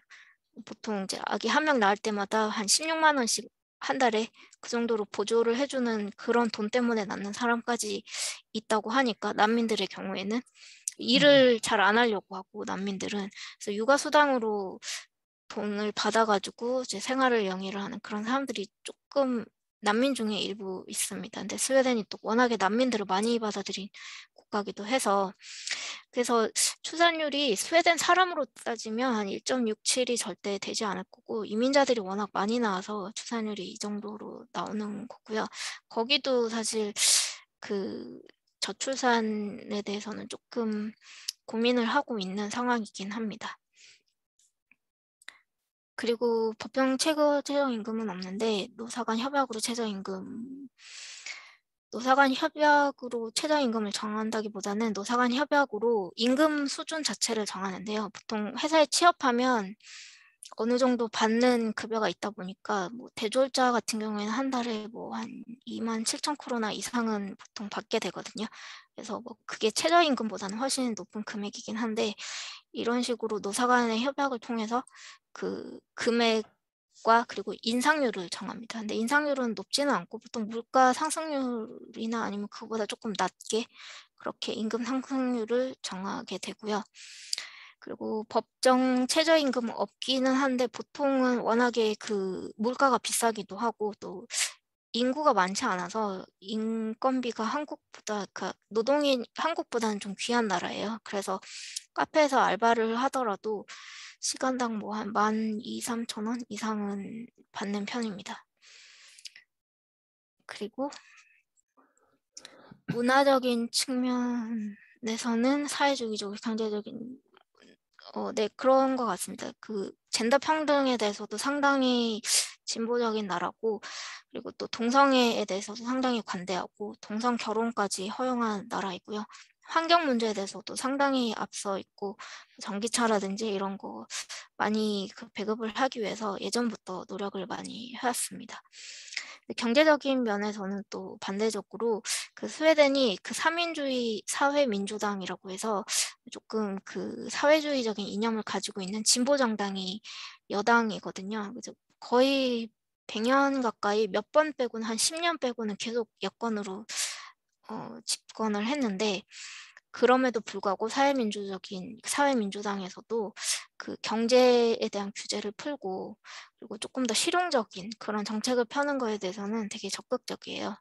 그래서 경제적인 측면에서는 확실히 친자본주의적인 그런 이념을 많이 가지고 있습니다. 네, 채팅창에서는 네, 더 하실 분 있으실까요? 아니면 손 들고 해주셔도 되고요. 제 한 가지만 더 질문하겠습니다. 네. 그 노르웨이가 말이에요. 그 스웨덴에 한 100년 정도의 식민지를 당했잖아요. 그죠?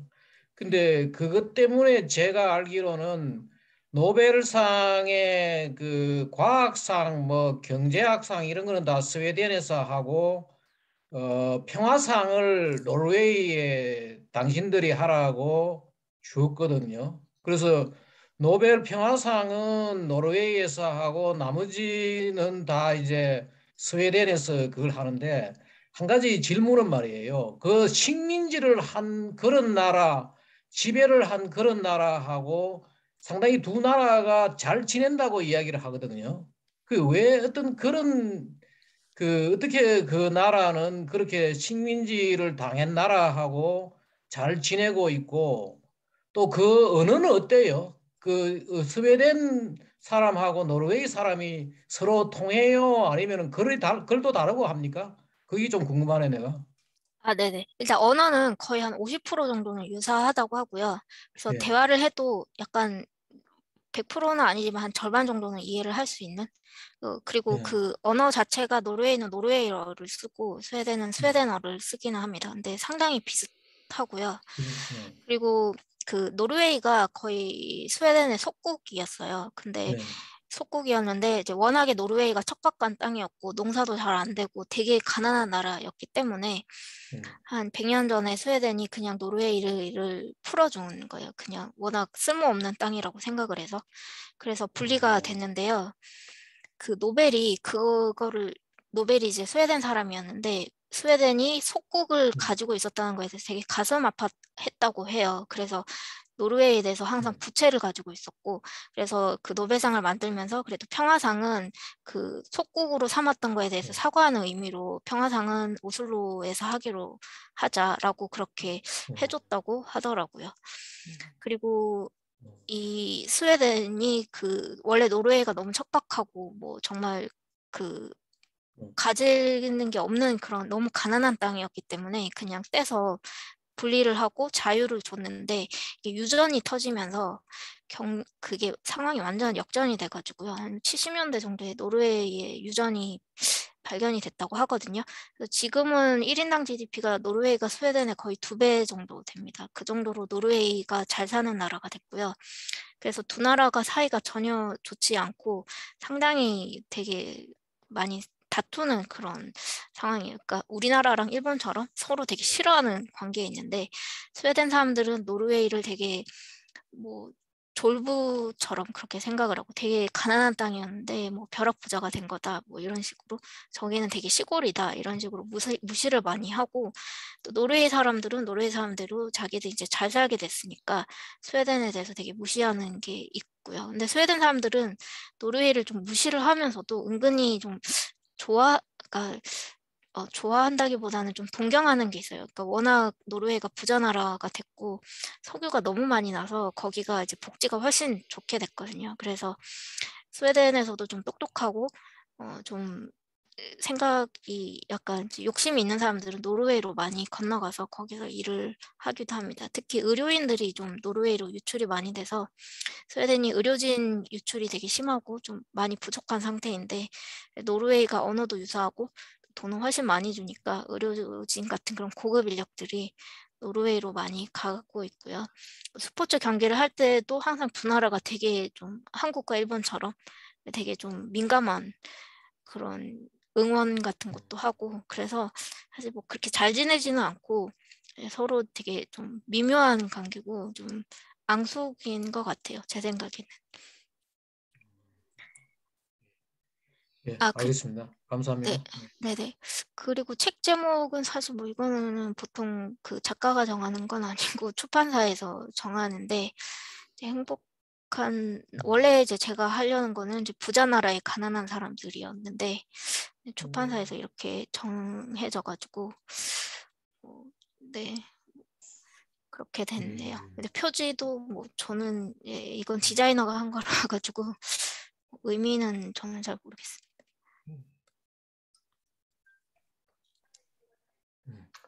자, 또 질문해 주실 분, 교수님들 질문해 주시죠.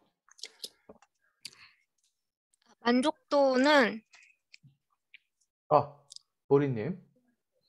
네.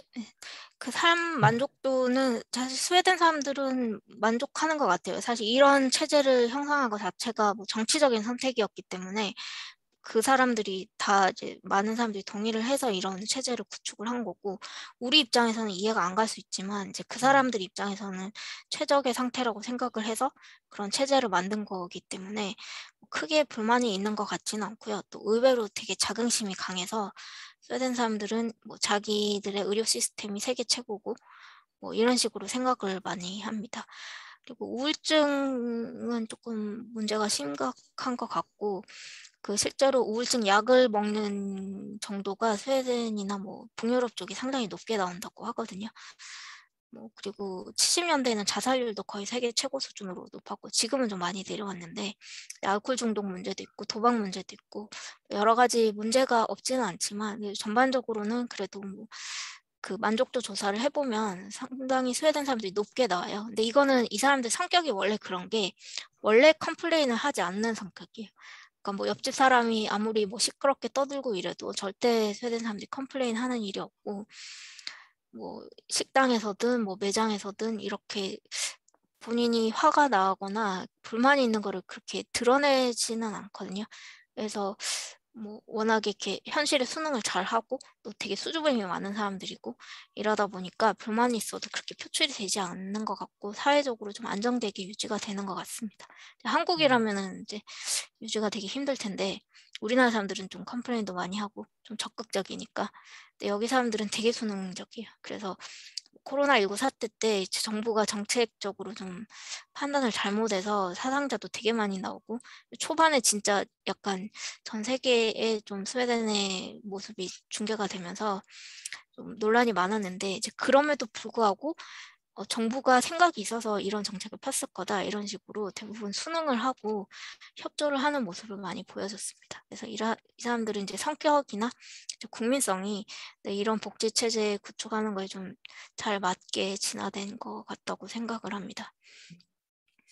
소득세율이 근로 의욕에 미치는 영향에 대해서 저는 사실 조금 체감을 많이 했는데요. 같이 일을 하다 보면 이제 일을 열심히 하지 않고 그리고 대부분 뭐 휴가라든지 아니면 육아휴직 이런 걸 해도 인수인계를 해야 되는데 여기는 이제 인수인계를 하지 않고 그냥 그 사람이 복귀할 때까지 이제 그 프로젝트는 홀딩이 되는 거예요.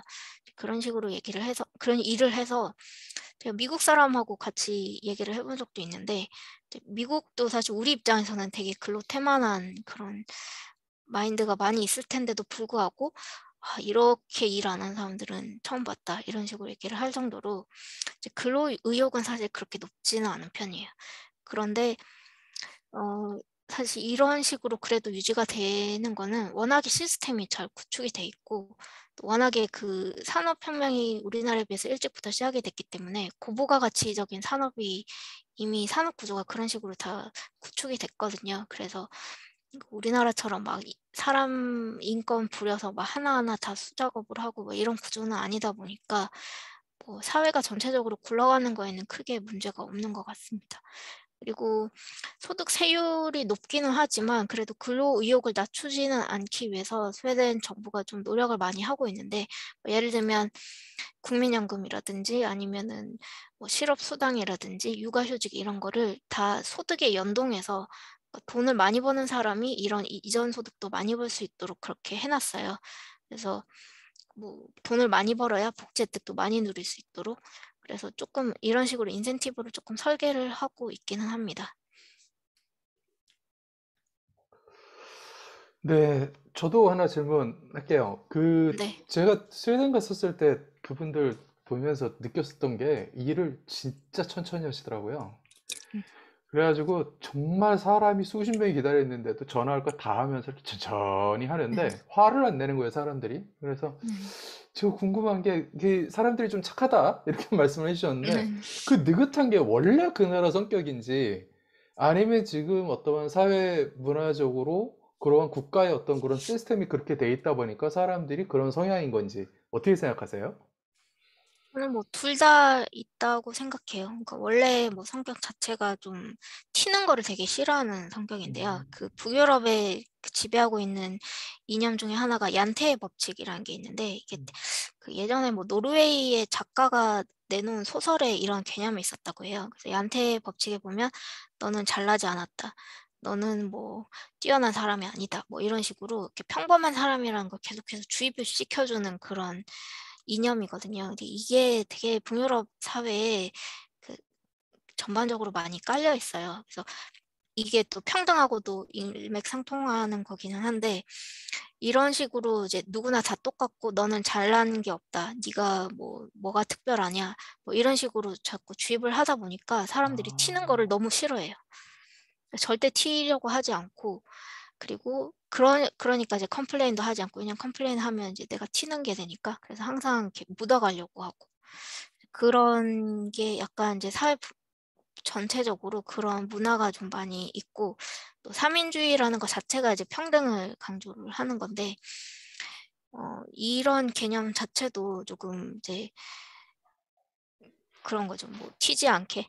네, 그래서 뭐 그런 것도 있고 또 약간 이 사람 라곰이라는 것도 있어요. 라곰이라는 것이 적당히라는 건데 너무 뭐 많지도 않고 너무 작지도 않고 그냥 항상 적당히 하라 이런 개념이 있거든요. 그래서 업무를 할 때도 너무 뛰어나거나 아니면 너무 못하거나 이렇게 하지 않고 그냥 중간 정도로 하려고 하고 또 뭐 업무 아까 말씀드렸듯이 아까 그 말씀하신 대로 업무를 할 때 너무 빨리 하거나 너무 그렇게 하면은 또 다른 사람들이 컴플레인 하는 경우가 있어요. 네가 이렇게 빨리 하고 일을 잘하면 다른 사람들이 피해를 본다라고까지 그렇게 생각을 하거든요.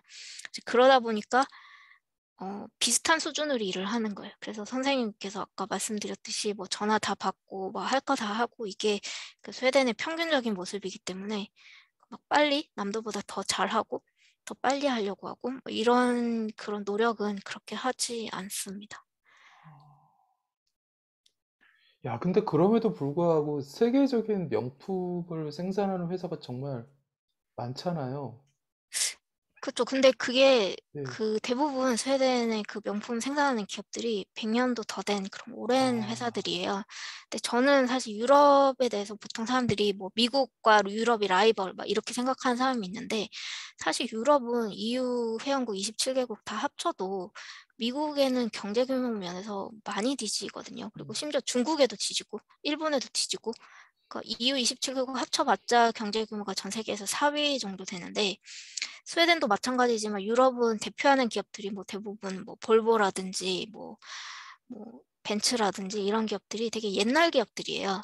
그러니까 옛날 딱 제조업, 그러니까 전통적인 산업을 하던 제조업. 근데 반면에 미국을 대표하는 기업들은 구글, 애플, 뭐 마이크로소프트 다 아주 최근에 나타나서 4차 산업을 이끄는 기업들이잖아요. 근데 유럽은 전통적인 제조업이고 미국은 4차 산업, 그 앞으로의 미래지향적인 그런 산업을 가지고 있고 또 젊은 기업들이 계속 태어나서 그 젊은 기업들이 시가총액도 상위권을 차지하고 있고 미국을 대표를 하고 있거든요. 그래서 저는 이제 유럽이 아예 4차 산업 쪽에서는 주도권을 잃었다고 생각을 해요.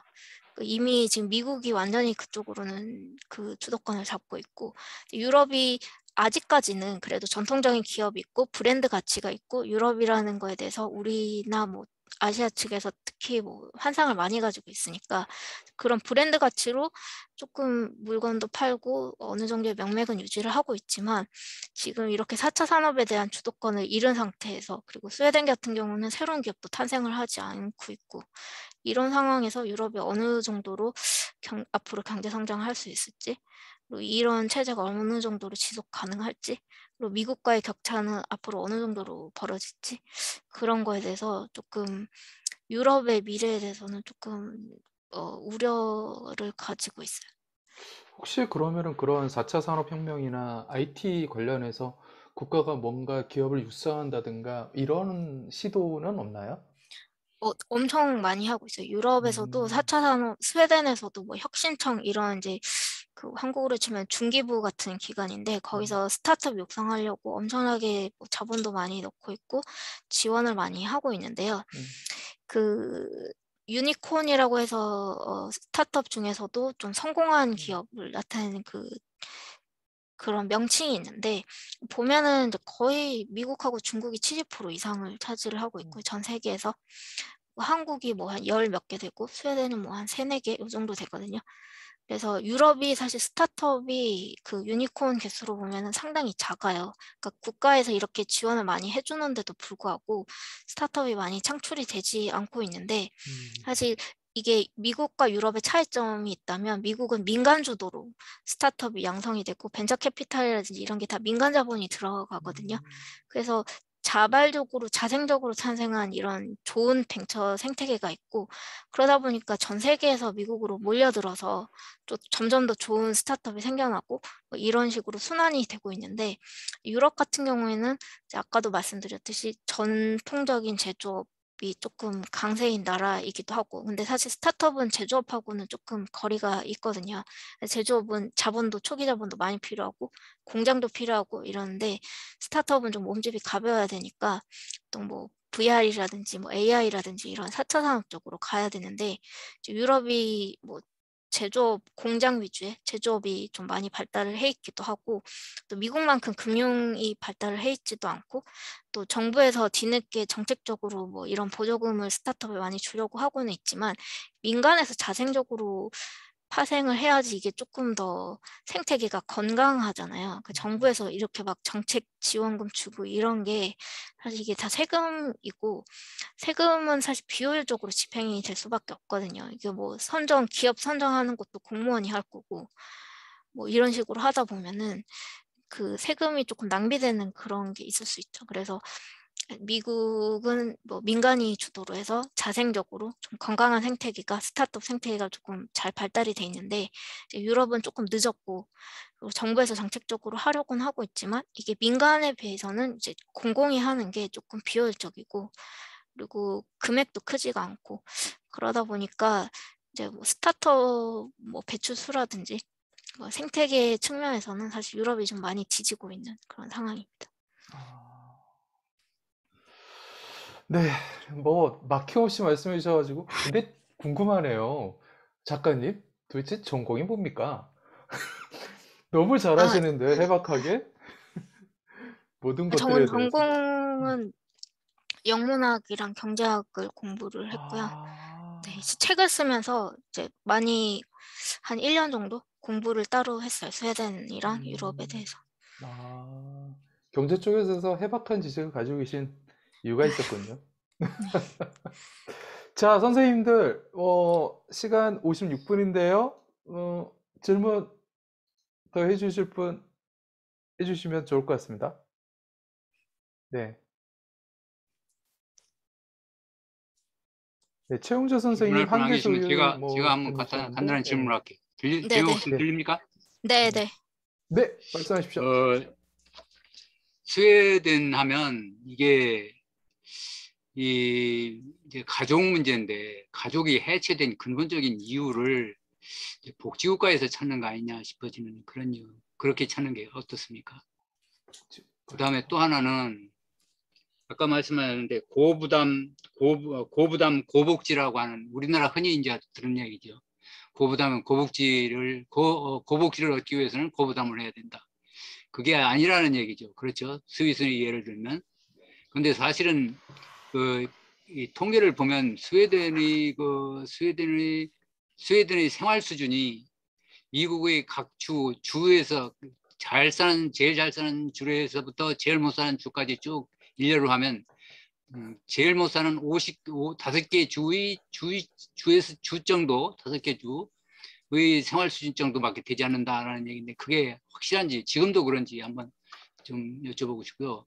그다음에 두 번째 질문은 아까 말씀드렸던 왜 이 독일이 참 유럽 사회가 다 그렇지만 특히 스웨덴이 이게 저출산 문제로 상당히 오랫동안 고생을 한 나라가 아닙니까?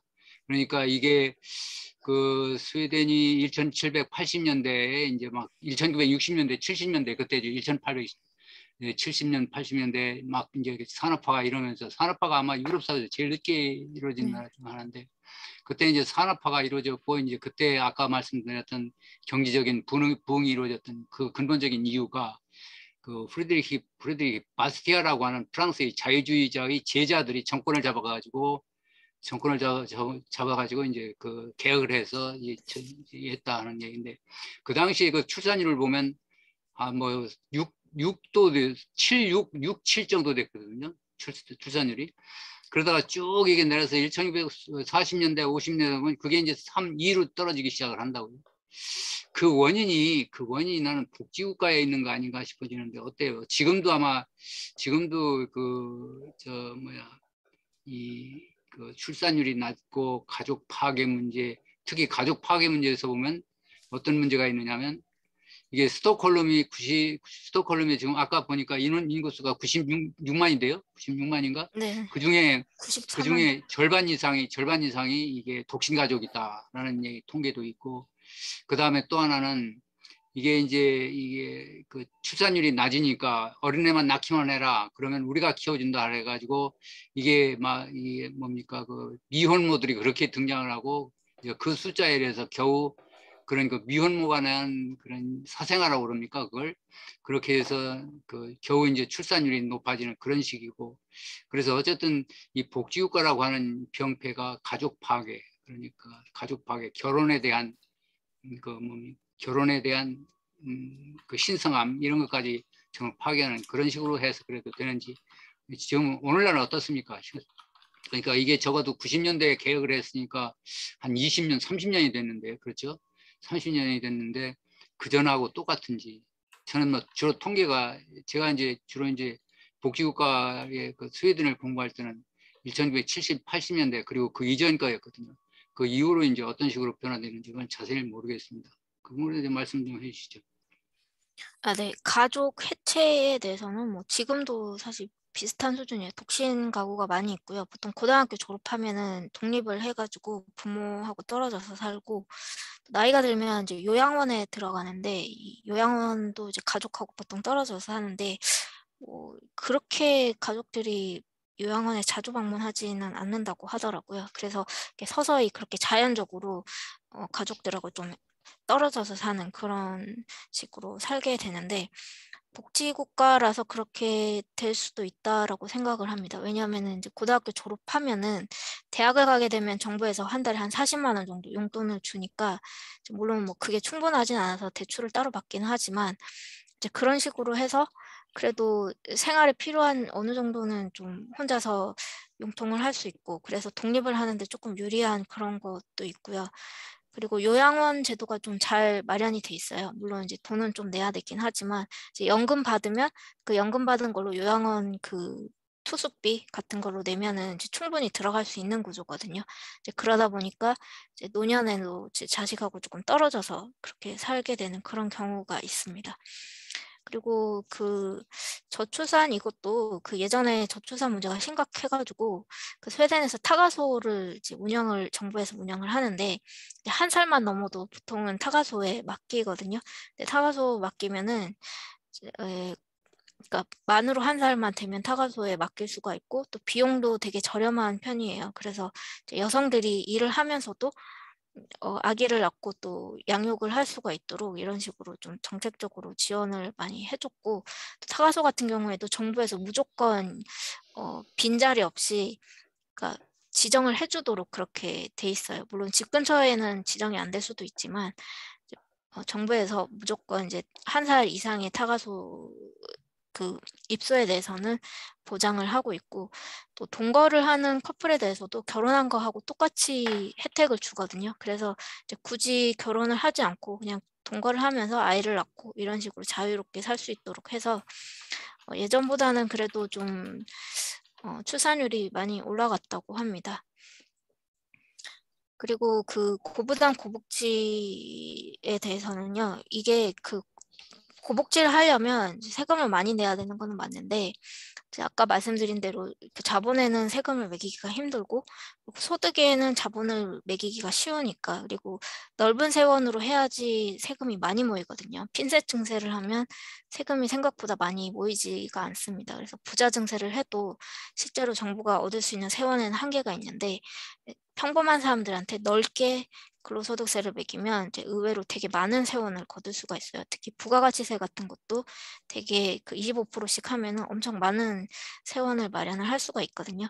그래서 이런 식으로 고부담 고복지를 하면 중산층에 조금, 그리고 하위층에 조금 더 부담이 많이 가는 그런 상황이고, 반면에 뭐 미국이나 뭐 한국처럼 복지를 좀 적게 하게 되면 이제 세금을 많이 거둘 필요가 없으니까 그 자본에도 적게, 그리고 그 중산층의 소득에도 좀 적게 세금을 낼 수가 있거든요. 그래서 스웨덴과 그리고 미국과의 차이가 있다면 둘 다 자본에는 적은 세금을 매기고 있고, 반면에 미국은 근로소득에도 적은데 스웨덴은 근로소득에 높은 세금을 매기는 그런 구조라고 할 수 있는데, 그래서 사실 생활 수준이 중산층으로 따지면은 복지 혜택을 모두 받고 있음에도 불구하고 스웨덴 사람들의 생활 수준이 그렇게 높지는 않아요. 그래서 아까 말씀하신 대로 미국에서 좀 못 사는 주에 해당하는 정도의 생활 수준을 스웨덴 사람들이 가지고 있고, 그 근로소득으로 따지면 평균적으로 미국 사람들이 한 20% 정도 스웨덴보다 더 많이 번다고 하는데, 그 소비로 따지면 미국 사람들이 77%를 더 많이 소비를 한다고 해요. 그러니까 그만큼 미국 사람들은 세금이 적기 때문에 스웨덴 사람들보다 77%를 더 쓸 수가 있는 거예요.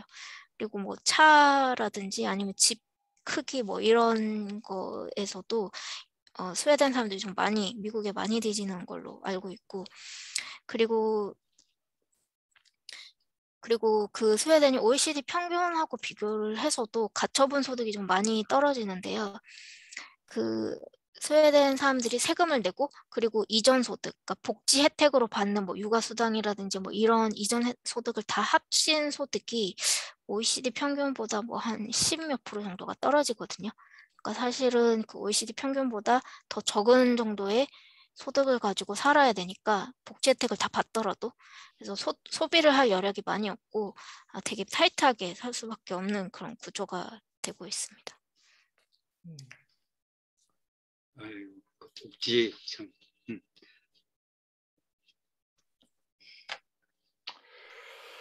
자, 또 여기 있으신가요?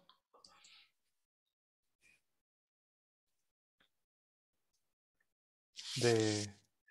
벌써 10시 6분이네요. 예, 약속한 시간이 이제 거의 다 됐네요. 민혁 교수님 마무리 해주시겠습니까? 지금 마무리는 뭐 그렇고요. 아주 예. 오늘 하여튼 좋은 말씀 많이 들었습니다. 뭐 저도 제 생각에 뭐 전혀 배치되는 게 하나도 없었는데 아주 좋은 설명이었고, 이 복지국가 이게 정말 참 고부당 고복지가 아니라 복지 역설이라고 흔히들 얘기하는데, 그게 아마 절실히 그 스웨덴이 우리한테 보여주는 것, 역시 스웨덴이 개혁한 이후로 이제 좀 더 나아졌다라고 하는 거예요. 그러니까 이게 그러니까 1870년대의 그 부흥한 거, 그때의 그하고 그 다음에 1990년대의 부흥, 그리고 그 사이 복지국가, 이게 아주 여실히 복지국가가 우리한테 주는 그 의미, 이게 굉장히 많이 그 스웨덴이 우리한테 주는 정치적 의미를 담고 있기 때문에 우리가 스웨덴에 대해서 좀 많이들 공부를 해야 될 필요성은 있습니다. 시민들이 좀 많이 알아야 될 것 같아요. 우리가 알고 있는 사람들은 많이 있는데, 우리가 박지우 작가님처럼 뭐 그렇게 아주 상세하게는 모르지만 적어도 대충 이러다 하는 정도, 그 정도는 알고 있는데, 이제 적어도 그 시민들이 전부 다 좀 많이 알고 그랬으면 좋을 것 같습니다. 네, 고맙습니다 오늘. 네, 네, 감사합니다. 감사합니다. 네, 이만 마치도록 하겠습니다. 2022년 3월 네, 자유주의 연구의 원래 포럼 마치도록 하겠습니다. 작가님 수고 많으셨습니다. 고맙습니다. 네, 감사합니다. 감사합니다. 네, 수고했습니다. 잘 들었습니다. 감사합니다. 네, 감사합니다. 네, 잘 들었습니다. 네, 잘 들었습니다. 감사합니다.